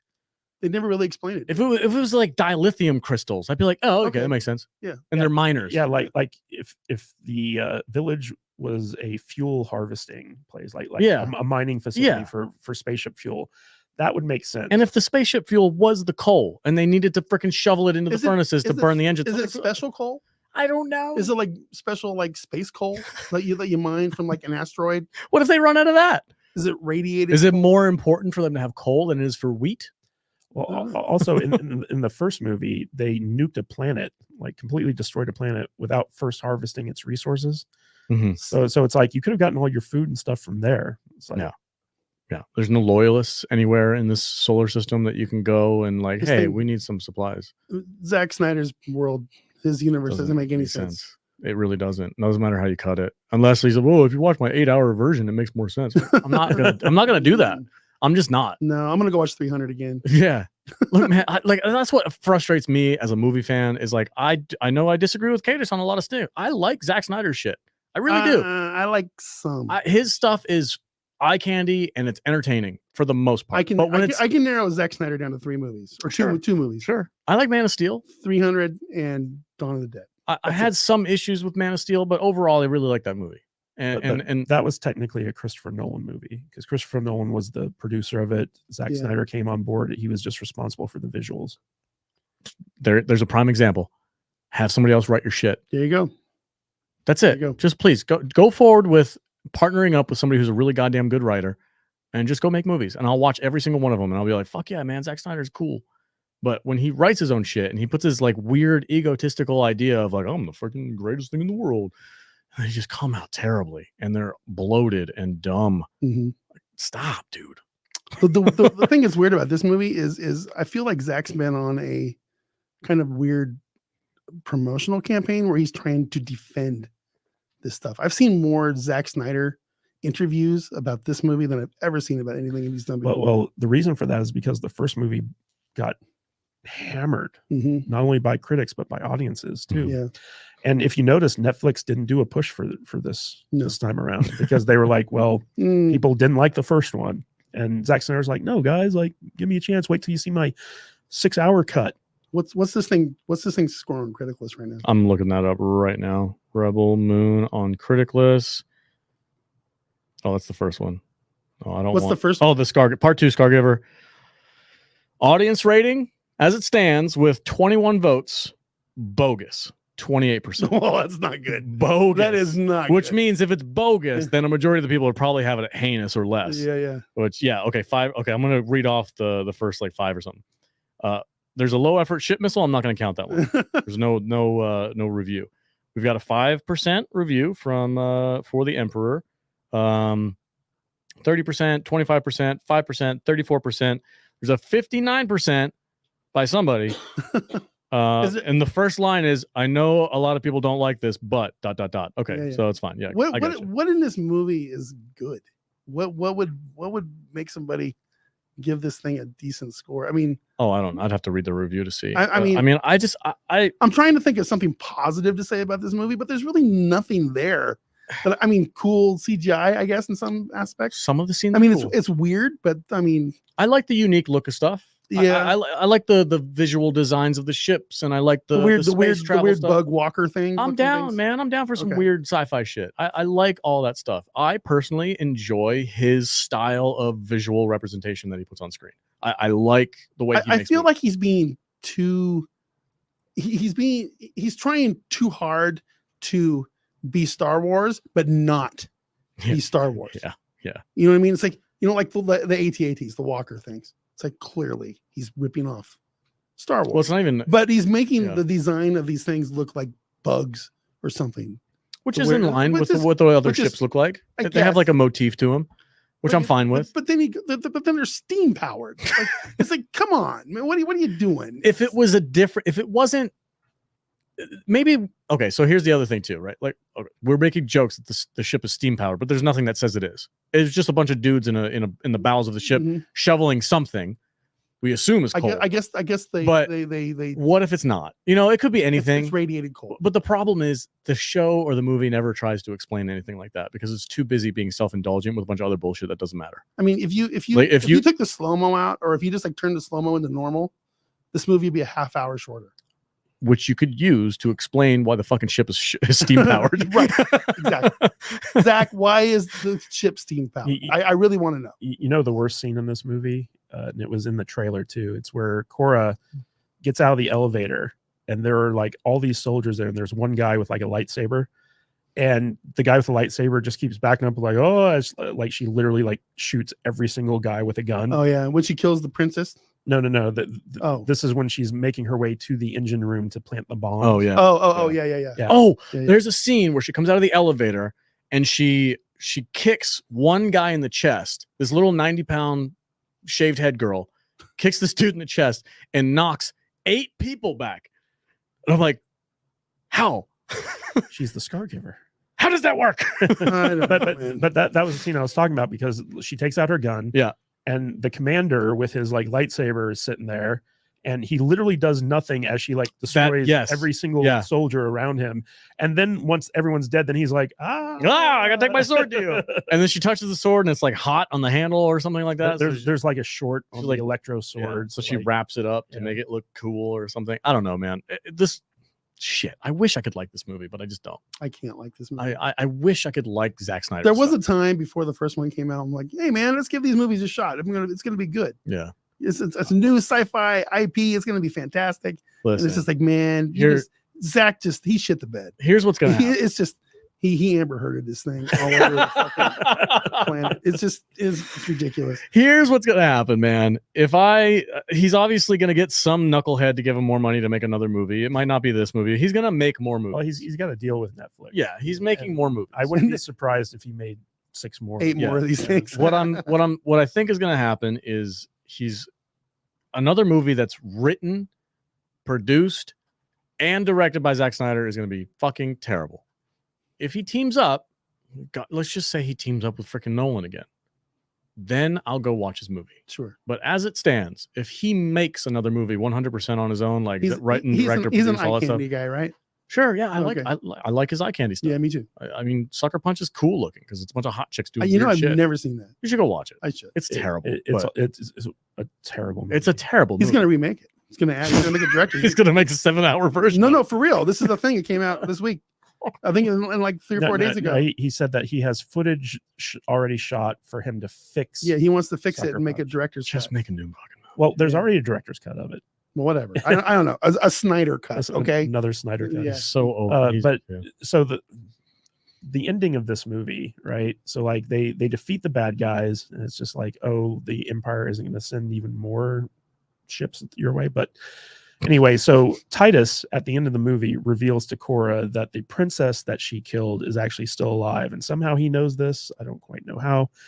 But then Cora's like, now we must go find her, and so like that's the setup for Rebel Moon Part 3, which is they gotta the bestest ever strong female character has to go find the special female character. Fuck it. No, I'm not watching it. Nope. No, we're watching. We're going to talk about it. Just like we're talking about this movie, we're going to have another podcast about the director's cut. We're going to have to watch 8 more hours of this bullshit. I don't like doing that. Well, guys, we're only a couple months away from Rebel Moon Part 1 special Snyder Cut edition. Can we 3 not? hours? Can we not? What if it's good? I'm not a glutton. What if it's better? better? I don't like making content on shit. What if it's 1 star better? Because it's got boobs in it. It's got boobs. It's sex in it. It's gonna be at least a half star. Half star for boobs. There's definitely going to be rape in it. Yeah. Is there going to be Lots little of people? We can have a trifecta. Maybe It might be the best movie ever made if it has a trifecta. So Snyder said that it's going to be drastically different. Trifecta, 5 star. I'm out. You can get Tito's to cover for me that day, right, Tito's? Yeah, man, how you doing? 5 star movie. Fuck Zack Snyder. You want to get high? Okay. Needless to say, none of us liked this movie. It was terrible. It was boring, and it was nonsensical. 1 star. This is a 1-star crap fest. I really wish Jude could have been here. She really hated it. it. Yeah, she really disliked it. Which I understand. She was like, if I couldn't have watched this at 2 times speed, I wouldn't have gotten through. What did? Are we done talking about this movie? Yeah, we're done. Okay, we can talk about Gentlemen. I really have to go pee. Oh, okay. Let's take a break. I'll comment on the chat. You go to the bathroom. I know Matt hates it when we leave in the middle of the show, but I can't. I have to. So okay, no, go ahead. I'll be right back. I'll read super chats while you're gone. Go piss in it. Real quick, Nerdy Neo is a member of the channel. I'm going to highlight his comment. It says episode 4, not episode 1, Alex. He wasn't Vader in episode 1. Listen, I don't count those piece of shit movies, okay? Episode 1 is the first movie that came out. It's called A New Hope. It wasn't called A New Hope when it came out. It's called just Star Wars. That's episode 1. Goes from there. Nerdy Neo. Helldivers Unite. I'll see you online later, buddy. $4.99 from Dennis Wright. Big fan of the show. He's a club member and a member of the YouTube channel. Thank you so much for the $4.99. It says, are you reviewing Dark Matter? Because it looks like a fabulous train wreck waiting to happen. Your speciality. LOL. Dark Matter. The only Dark Matter I know of already aired on the Sci-Fi Channel. David Hewlett was involved in it. It was from the guys who did Stargate series. I don't know if he's talking about a new Dark Matter. Maybe there's another one. I remember Dark Matter being a TV show with oh God, what's that actor's name? He was Professor X in the First Class X-Men movies. Shit, I can't remember his name. He was on a show called Dark Matter. Wasn't it like a sci-fi weird fantasy show? Or was that no? That was a Golden Compass. Yeah, that was Golden Compass. Oh, okay. I don't know what I'm thinking about. You're thinking of His Dark Materials. Oh, that's what it was. Yeah. Yeah. Okay. I don't know what Dark Matter is. That'll be interesting. I don't know. Mark, it looks like a train wreck. Yeah, right. Denny, if you want to put in the chat what you're talking about specifically. Foxhound for $1.99 says, yeah, but did you see Snyder on Geeks and Gamers? LOL. I don't know anything about that besides the clippable moment of him being like, I'm not affiliated with these people. Yeah. So he came on a charity stream that Geeks and Gamers organize, and then flat out said, I'm disassociating myself from the people who organized the stream. That was a pretty epic moment. Yeah. And after this movie was released on Netflix, Jeremy put out a tweet saying like, Geeks and Gamers has no affiliation with Zack Snyder. Good for him. I'm gonna have to get a Gatorade bottle or something to keep in here. Don't do that. No, please no. It'll just smell like Tito's and piss. Hey, we got a Tito's bottle. Put a lid on it. Yeah, but it's got Tito's in it. Yeah. So, hey man, don't piss down my neck. how you doing, Tito? Let me rub your Oh, stop it, man. You're making me freaking me out. We're not friends like that. No homo. ¿Qué pasó? Oh man, we're gonna get so much trouble. Shout out to Latino Slant and Mexican Iron. Those are our friends, man. We got friends. Shout out to all our Hispanic friends. We don't mean any. I hope they like this joke because it's just a joke.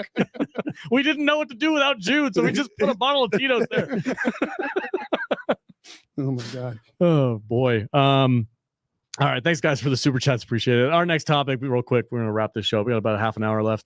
Matt and I were the only two people who got a chance to see Ministry of Ungentlemanly content. I don't think me and Jude are going to be able to watch this movie this week. Oh yeah, it's fine. It'll just be a me and Vader thing. Yeah. So just in my defense, yeah, both Jude and I have been fighting a cold, and I had so much work at the studio. Yeah. I just didn't have time. Thanks for picking up around here. We're getting really busier. Nice. We're getting busier in the studio. So I do want to give a big old shout out. Yeah, get that out to Criticalist Cast, which is the official Criticalist podcast. The people who created that website and that app have their own show. They just got it off the ground. Go head over there and sub to them. They do podcasts just like we do. There's a roundtable discussion about movies, and they have a good time. They gifted 5 Salty Nerd podcast memberships. Very generous of them. Awesome. Let's see. I've got a list of people. Are they the low tier ones or the medium tier ones? I don't know. It looks like it just says memberships. I'm not sure. I'm just being Farnsworth, Dr. Farnsworth, MK Fox, Simple Jack, Lord Thoth, and Fourth. What is that? Greenery? Yep. Yeah. Fourth Greenery got gifted subs. So thank you to the Criticalist Cast. You guys are fantastic, and make sure to go check out criticalist.com. Start an account over there and drop. Are we reviews? Shills? Are we being shills? No, we're partnered up. We're anti Rotten Tomatoes. Yes, it's a big fat middle finger to Rotten Tomatoes, and that's really the. Hey, did we ever apply? Yep. Did we get accepted? Probably not. Probably not. Oh well. And WG, our friend WG, my bro, gifted the other 5. What's up, brother? Nice. Yeah, we got to hang out with him at the Nerdrotic meetup. Yeah. Yeah, man. Thank you so much for the other half of that gift. So we met our goal today. 10 gifted members. Thank you so much. Let's see. First, Space Lord, Earthworm 2 Uke. I think. I don't know. UK. Oh, is it UK? Okay. Peter Dan and David Stewart and another David. Cool. Awesome. Pete Dan Cat. Pete Dan Cast. Cat. I'm trying to figure out what you guys are talking about. Right here on the screen over there. Oh, that screen. Yeah, that screen. Well, I'm kind of facing the other way. I know, it's all good. Thank you guys so much. Criticalist Cast and WG for getting us to our goal of 10 subs. That's fantastic. I was going to say crantastic for some reason. The Criggler, Adam Criggler's in the show as well. Wow, I actually see you guys in my feed today. That's good. Thanks, man. Good. What's up, man? Oh, smash that like button. Thank you, brother. Appreciate Criggler, it. I like that guy. Yeah, Criggler's awesome. Good coffee. Good coffee. Yeah. Support Mr. Criggler. Okay. Sure. Are you ready to talk about? I guess Ungentlemanly Warfare. I mean, I have nothing prepared, but I wouldn't. Well, I wrote a review. And Yeah, on Criticlist. On Criticlist. Okay. That's my app. That's where I go. I don't go to Rotten Tomatoes. I never go to Rotten Tomatoes. I don't. Well, now that I've found Criticlist, that is my place to go. Yeah, but Alex, you and Blaine are like separated at birth. Alex, where does our fill-in host go to review movies? Am I supposed to know the answer to that joke? I figured you. Oh, he was trying to set you up for something, but you failed miserably. I did. I'm so lost right now. So go back to him. Go to Criticlist. Stop. Fuck you, dude. No. I go to criticlist.com, man. Nope. You want to get high? Hey, man. Hey, man, stop it. It's like our Tito's bottles, like Mr. Hanky over here. Hey, man, hey, you want to get high? That hot chicken on Ungentlemanly Warfare is freaking smoking. Oh, she was. She was. I completely agree, Tito. It's like I left a comment to you about who she looks like, and did you never replied to me? Well, I didn't. Yeah, I didn't. But yes, you said the hot chick in this movie looks just like my wife. Yeah, and that's probably why I was so over the moon with her. Yeah, she was the best part of this movie. She's definitely in your zone. Yeah. It's fantastic. Crickler show. Dude, I'm not even drinking today. Yeah, I'm the only one that's got any like Tito's in me. Yeah. All right, let's talk about this movie. Apparently it failed. I didn't know. Apparently it failed at the box office. Yeah, it's big box office bomb. Really? It made like $8 million. I think I have a. That's it. Hold on. Jude gave me a 2-sentence. Oh, perfect. Breakdown. Hit me with it. So, to 2024 Ministry of Ungentlemanly Warfare. Thanks, Jude. Is that a typo, or says that supposed to be something on purpose? I don't know. Ministry of Ungentlemanly Warfare, rated R, 2 hours. Winston Churchill creates an elite force to go in, fuck shit up, and walk out, or not. He doesn't care and will deny any knowledge of the resistance. Starring Henry Cavill. Yeah, that's it. That's the supposedly starring Henry Cavill. Yeah, well, he's in it. I hear this did they a lot. Argyle it? I haven't seen Argyle. I haven't seen Argyle yet, so I don't know. No, because in Argyle he has like a grand total of like 5 minutes of screen time. No, he's in the whole movie. I've been seeing this a lot on the social media about how he's not in this movie. He is. I watched this movie yesterday. He's in every scene. He's in the whole movie except for when they're not. He's in when they're doing the scenes with your wife's clone and thank you. And the guy from Star Trek. That's a fantastic compliment. Dr. Mbenga. Yeah. So I mean it's a what's it called? Man, I hate this fucking Tito's. Hey man, take it easy on Vader, okay? Oh, sorry, man. what's the movie called when there's like a big cast of characters? Ensemble. It's an ensemble movie. Yes. But when the story is on Henry Cavill's part of the show, he's the main character of that side. The way I look at it is this is Inglourious Bastards PG. PG? Yeah. I don't know if it's pretty tame compared to Inglourious Bastards. Yeah, for sure. It's not a Tarantino movie. It's not. No. It's even actually for a Guy Ritchie movie. It's pretty tame. It's pretty tame. Yeah. That's what I thought. I'm like, the only reason I could see that it was like super rated R is because they swore a lot, which is fine, whatever. And there's a handful of moments that are a little bit gory, but for the most part, this is very tame. I feel like Madonna ruined Guy Ritchie. The minute he married her, like his movie started to suck. Are they still married? No, they're divorced. No, she's a ghoul at this point. She's a reptilian. Yeah, she's from weird. Space. She's reptilian. She lost it during the pandemic. She's talking about pasta and weird ass shit like that. Anyway, I walked in this movie with zero expectations except for, okay, I'm gonna go watch Dirty Dozen with Guy Ritchie. I love Guy Ritchie movies. I'm like, this is gonna be badass. It's fun. And I wrote this in my review, but it's fun, but it's the type of fun you have when you play Call of Duty with God mode activated. Sure. Because there are no stakes to this movie. Every single person is completely bulletproof. Every single cool character just kind of strolls casually through the craziest moments and just is so overwhelmingly better than the NPC Nazis in this movie. Exactly right. That it's very shallow. It is a very shallow movie. The story's fine. It makes sense. So there wasn't a glaring plot but it's a true story. It's true. Well, it's true. It's true. It's all true. Whatever that means in Hollywood doesn't mean shit to me. They should have said inspired. Well, by a true event. The events that happen in this movie happen in real life, but obviously they freaking Hollywooded it. Oh yeah, obviously. Sure. But my biggest issue with this movie is it was just kind of dull because there was nothing deeper than just Let's watch Henry Cavill and some other hot dudes roll through and kill Nazis with silencer machine guns. With silence. And it's really literally every single scene that Henry Cavill is in specifically, he walks casually and just murders people. Yep.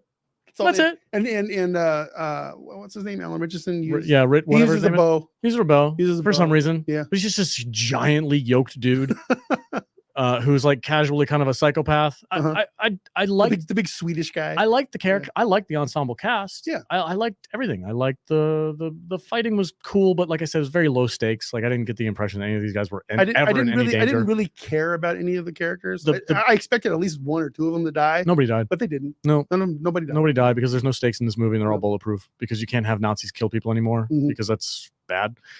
The big bad Nazi guy was interesting in like a kind of maniacal way, but he was a really big letdown because he had no. I kept on trying to insert Christoph Waltz into that role in my head. He would have been so much better. Would have been so much better. So much better.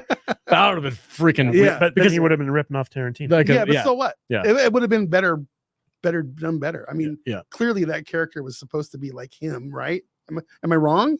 Yes. It's that. It's not the Jew hunter from Quentin Tarantino's movie. But he's a stand-in for the big bad Nazi. The big bad Nazi who doesn't like Jews. Sure. Who's a sadomasochist.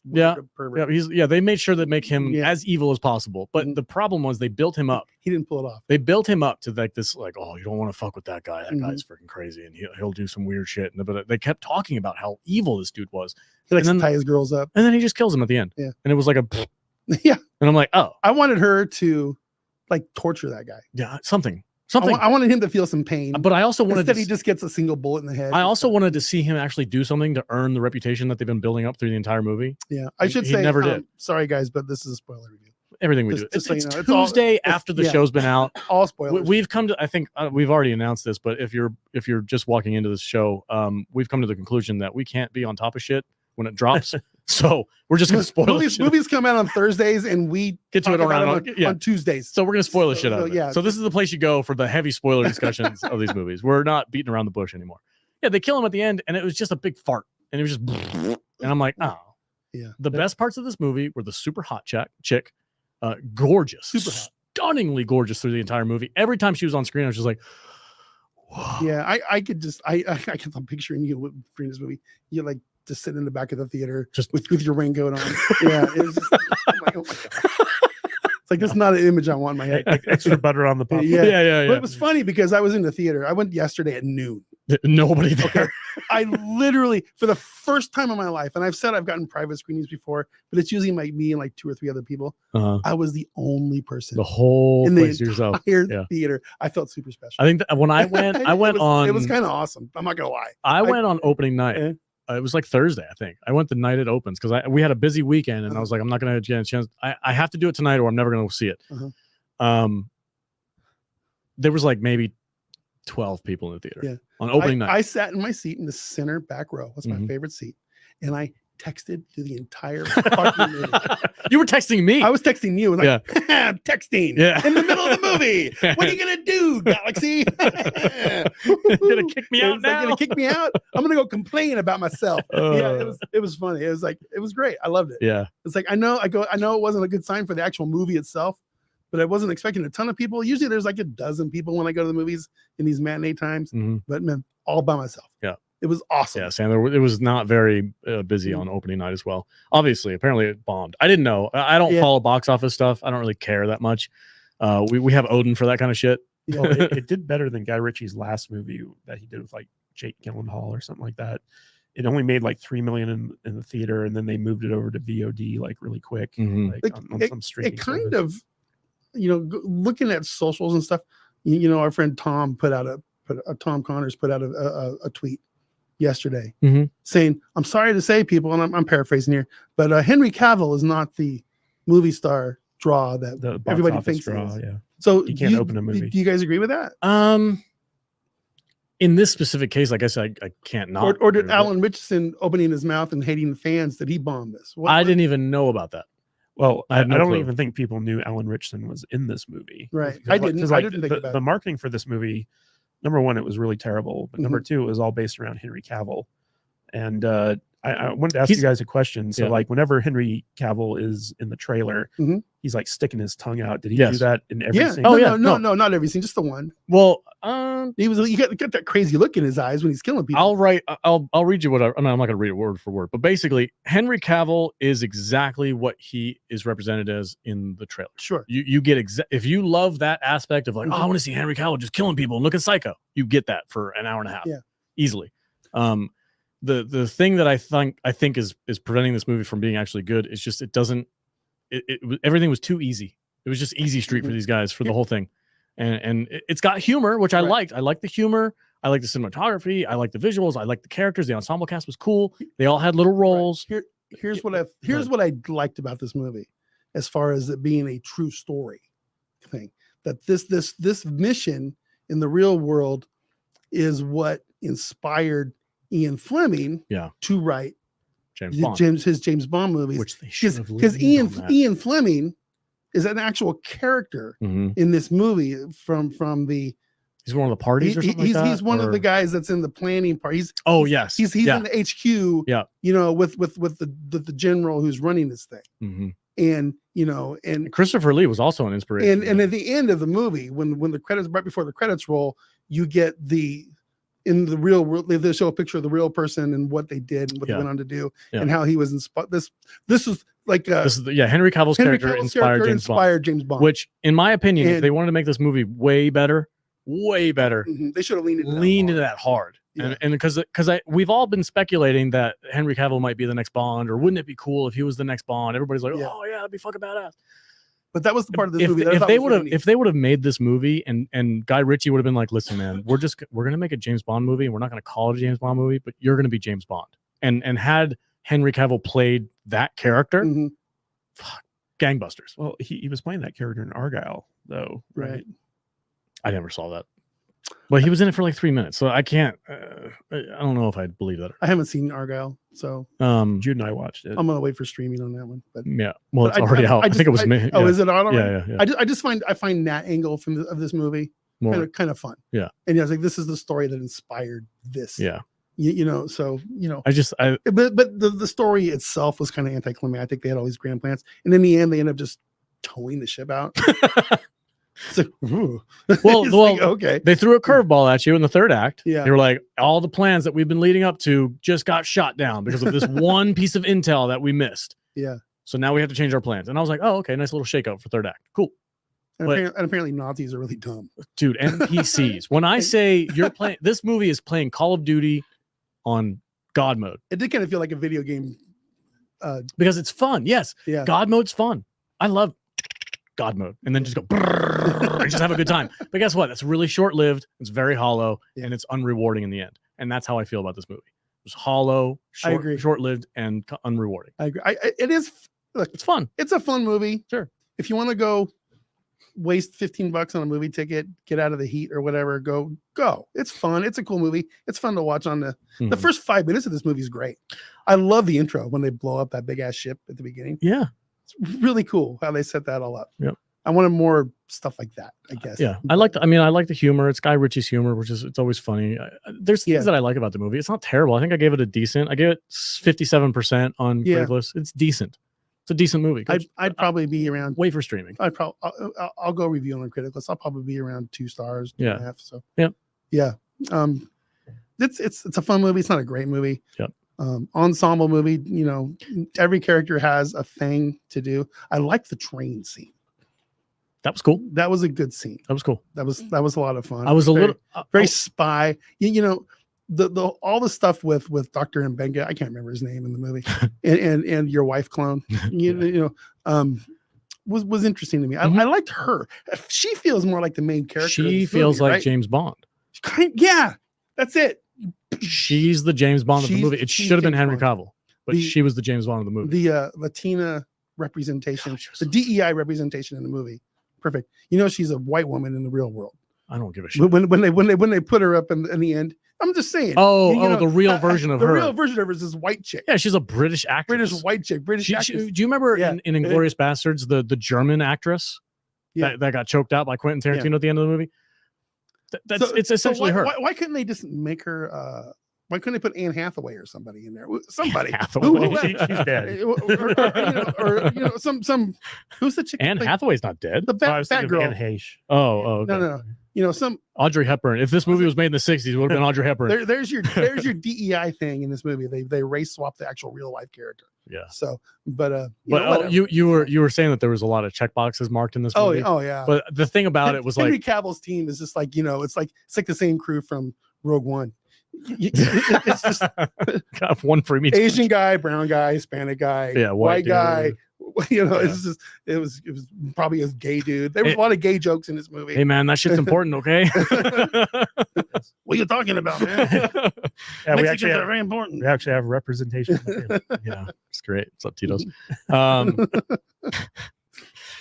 What was I going to say? I'm pretty much tapped out on my thoughts on this movie. It was fun, but it's not.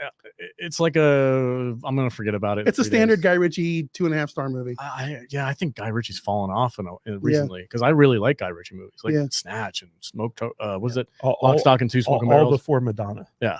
I need more guys that I can't understand the word they're saying. I need like early 2000s. I want really strong. Yeah. Cockney accents. Get Jason Statham back. What's he doing? Oh, he would have been great in this movie. Perfect. He would have been great. He would have been perfect. Yeah. Have him be the guy that had the nipple clamps. That would have been great. Perfect. That would have been great. It's like that guy with the nipple clamps that nobody cared about. That was barely in this movie. Yeah. Who was obviously some kind of linchpin character that we had to have in this movie. Do you remember the guy that they had to break out of jail in Glorious Bastards? Yeah, it's that character. Yeah, this is a PG in Glorious Bastards. That's it. Okay. And Henry Cavill's playing Brad Pitt's Apache guy. What's his name? Shit. I want me my scalps. That dude. Henry Cavill's playing that guy, but it's just unrewarding and kind of shallow, unfortunately. So, I'm at 2 stars. Where Yep, 2 star, two-ish, something, 57%, whatever that equals. Someday Matt will watch it on streaming. So yeah, I actually wanted to see it. Yeah, I'm not telling you not to watch. Yeah, watch it. It's a fun movie. Yeah, I don't want to give off the impression I'm telling our audience not to go see this movie. Go watch it. I mean, honestly, I haven't liked a Guy Ritchie movie since probably Snatch. So. That's been a while. Yeah. All right.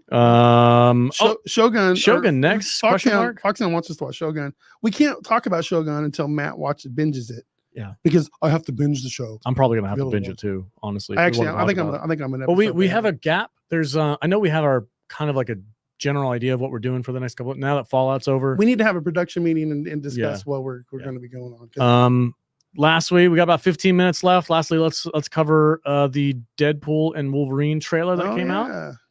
We watched it right before the show. I watched it when it came out. Katie just watched it before. And damn, dude. I really want to go do a Forrest Bump right now. It looks freaking funny. It looks like a Deadpool movie. Yeah. Everybody was worried, like, oh, Disney owns this and that, and everything's going to shit, and the Marvel universe is crap. So the narrative is Disney's R-rated Last Gasp Campbell. Is Deadpool going to save the MCU? No. Is it going to be a hit? The one hit with Ryan Reynolds to actually have a movie that makes some money for them. I mean, it'll make money. Oh yeah, for sure. But it's not going to save the. I'm going to go watch this movie because it's Deadpool. Oh, it has nothing to do with who made it. It's kind of funny because we were just ragging on Madonna, but this whole trailer is set to her "Like a Prayer." It's her best song. Yeah, and it works. They're doing synchronized fighting with the beat to "Like a Prayer." It's great. I'm sorry. It's exactly what Deadpool would do. Just like a prayer. It's fun. And it's brutal and gruesome. That was back when Madonna was hot. Deadpool gets a shot to the nut with a gun. No. With the claws. Claws to the nuts. It's exactly what you would want in a Deadpool movie. And I'm glad a lot of F-bombs in there. Oh yeah. It was a Red Band trailer for sure. Let's fucking go. Yeah. Let's fucking go. Yeah. I love that he's trying to get Wolverine out of retirement again. Like, how many times are we going to get this guy out of retirement? I mean, clearly this is an alt universe. Yeah. Well, I mean, there's a scene in this which I'm sure they're going to explain how it all happens, but there's literally a Fox logo, like collapse behind them while they're fighting. I'm like, it's going to be super meta as Deadpool is. I thought it was a great trailer. I'm looking forward to it. I think it's going to be cool. It's not going to save the MCU. The MCU's dead. No. The MCU is gone, and nobody wants to watch those movies anymore. Nobody wants to watch. This is a one-off. This is a one-off. Fantastic Four. This is gonna suck, and And it's just the Femtastic Four, fantastic.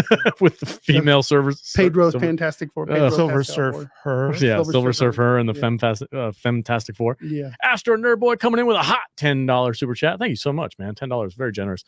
Deadpool and Wolverine trailer didn't make me want to go to the theater. Oh, that's interesting. If folks like it, I will get the 4K, the 4K version. Okay.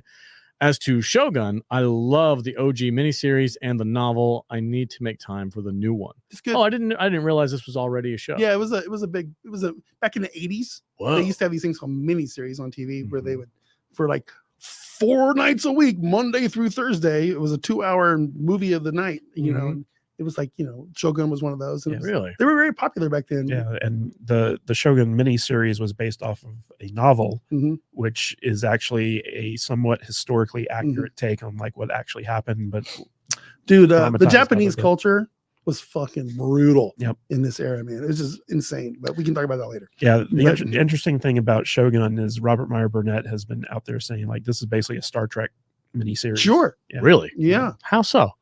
So like the Japanese are basically Klingons, and it's about Klingons. like somebody who makes first contact with like an alien planet. Imagine a Star Trek series Oh. where there's a a Federation ambassador who goes to Klingon For the first time. For the first time, 50 years or 100 years before Kirk's era. Yeah. Wow. So they're there, but we don't really. That's have an interesting lens. To leave it up to Robert Yeah. Meyer Burnett to have it in a Star Trek It lens. would be really cool. To Yeah. see that, yeah. That's interesting. All right. But So my question to you guys is, do you think that if Deadpool performs like well at the box office, that it's going to be beneficial for Marvel? I think Not as a whole. Deadpool's going to do fine, but like Alex has already said, I don't think it's going to have any effect on their next phase. I almost feel like it's a separate franchise at this point. Yeah, it is. I look at Deadpool and that as It's like loosely It's connected. completely own separate thing. Yeah. But now they're using this bullshit, multi-universe arc. Whatever. They even got the guys from the Loki series. That's right. The first trailer that dropped for this Yeah. had the Yeah. TSA, So or whatever the fuck they're called. He's gonna go in there and they're gonna say you have to go fix this stuff and you got to get this Wolverine from Universe X24 or whatever to fix this shit. This isn't our Wolverine. This is a different Wolverine. Right. This is so Yeah, this it is not Logan Wolverine. No, it is, but it's just a different version of him. No, I mean like Logan, the movie Logan. It's a variant. It's a very Yeah. Okay. So they are going to pull a little bit of the MCU bullshit. yeah. Fine, whatever. Well, And Ryan Reynolds is gonna go full But ham on. I think this is so isolated as far as like a MCU. I don't even consider this part of that. It's just a weird meta little side thing that happens, but it's going to be way better than the rest of the movies. That's for sure. Look, I just like Ryan Reynolds. I like his snarky humor, and if they let Ryan be Ryan, then I'll go watch it. And if it sucks, I guess it sucks. If it does, it doesn't. So whatever. I'll tell you this much: if it succeeds at the box office, if it makes a lot of money and there's good buzz around it, good reviews, Kevin Feige is going to say, "See, Marvel's back. Nope. This was all part of our plan." But as far as this movie goes, here's what I saw. I watched Matt watch this trailer for the first time 2 hours ago, sitting here at this table, and he laughed the entire time. Yep. And that's exactly what I did yesterday when I saw this thing. I saw it. And that's probably what you did when you saw it the first time. So the trailer's good. Is the movie going to be good? I don't know. We'll see. Who knows? But at least they got a decent trailer. This Red Band trailer is funny, and I really like the. How do you feel about seeing Hugh Jackman back in the well, not back, but he's officially finally after like 28 years, after 18 movies, he's finally wearing the outfit. Finally wearing the outfit. Looks great. Looks good. Looks good. What the fuck was this 20 years ago? Who knows? Were they scared? They're like, well, we can't put him in a yellow and blue shirt. That's gonna look stupid. Yeah. Like, no, dude, that looks badass. I like the previous two Deadpool movies, and I'm guessing this is going to be more of the same. I like both those movies, and I think they're probably my favorite of the MCU movies after Phase 2. I guess So well, they were part of the Fox franchise. Yep. And the first one had Gina Carano in it. Yeah, they're gonna bring her back. No. Make a meta joke about that. Not. They should. They should. They Dude, really can you should. imagine if she shows up in a scene and Deadpool's like when he's recruiting people to come and do this thing like he did in the first one, and he's like, wait a minute. I'm not allowed to hire you. Yeah, you don't work here anymore. It's just Gina Carano being like, God damn it. Yeah, you're canceled. It's like, I'll take you in, but I can't tell anybody. That would be fucking hilarious. Shout out to Gina. She's got a full plate right now. I hope she wins. Yeah, I don't know. That's pretty much all I got. We got about we're good. Everybody good. Thank you so much for people in the chat for supporting the show. We've got 10 gifted memberships. If you got gifted that membership, please check us out. We've got a whole library of content available to you. Plus, we do live streams for you. I think our next one's coming up next week. Saturday, you guys have your show. I don't know what you're going to be covering. I don't either. We'll see. I'll get an email here in a couple of days. Yeah, probably. Shit, we'll get an email with like 12 different things to check out, and I won't read any of them. And then we'll go on Saturday, and he won't call on me until the very end, and I'll get 5 seconds to say something, and he'll go, "Oh, and what about you, Odin? What do you want to talk about?" And I'll go, "Fuck, okay." And it'll be okay. Not interesting enough. I'll let Vader produce the show. No, yeah, do it. I don't want it. Do it. I'm not a host. It's all good. Do it. Our new Helldivers thing. Salty Nerd Gaming podcast. What's up, Tito's? Yeah. Our Salty Nerd Gaming. Salty Nerd Gaming. Just type in Salty Nerd Gaming in your YouTube search bar. It looks just like the logo for this channel, but it's got a blue border, and that's where we're doing all our gaming. And we recorded our very first Salty Nerd Gaming podcast. Yep. Today it'll be out later tonight or tomorrow. On it, Salt Divers. No, because it's not always going to be about Helldivers. It is for a while. It will be for a while, but there's going to be other stuff. We'll say when the just start a new thing if you're going to do variety. We'll come up with a name. Maybe we'll let our people choose a name. We'll see. We'll figure it out. Yeah. Anyway, go subscribe to that. It's got less than 100 subs. We're building that up right now. Shout out to our super chatters. We've got Foxhound for total $4. Thank you so much. For £4.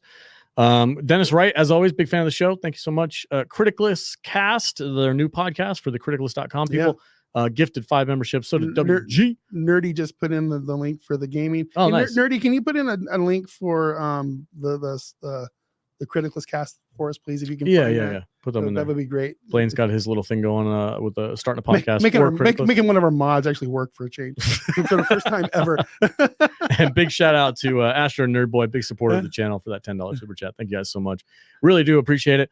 Make sure to take advantage of those memberships and go to saltynerdclub.com, become a Patreon member. We do have free content over there as well. You don't have to pay anymore. No. But if you do pay, you get some extra content as well. We do reviews of some classic movies that, to be quite honest with you, just don't get the views on YouTube, but we still like doing them. So you can find them over there. Thanks, Nerdy. We did, what did we do? We did Wing Commander today from Freddie Prinze Jr. Better than I thought. Better than I thought. Yeah, it was fun. But not great. Understand why it bombed. Not great. It's better than I thought. All right. Had a lot of French people in it. Yeah, Tito made his big debut on that one. Yeah, that was his first podcast. Thanks for being here, Tito. Appreciate it. Yeah, no problem, man. All right. Hey, man, thank you very much. All right. That's it for us, guys. You want to get high? We're gonna get the fuck out of here now. Thanks for watching. Really appreciate it. Have a great week. We'll catch you on Saturday and then again on Tuesday. Stay salty, my friends. Hey, folks, thanks so much for watching this live stream. If you want to watch our previous live stream, make sure to click right here. Or if you would like to check out one of our favorite highlights, click right here.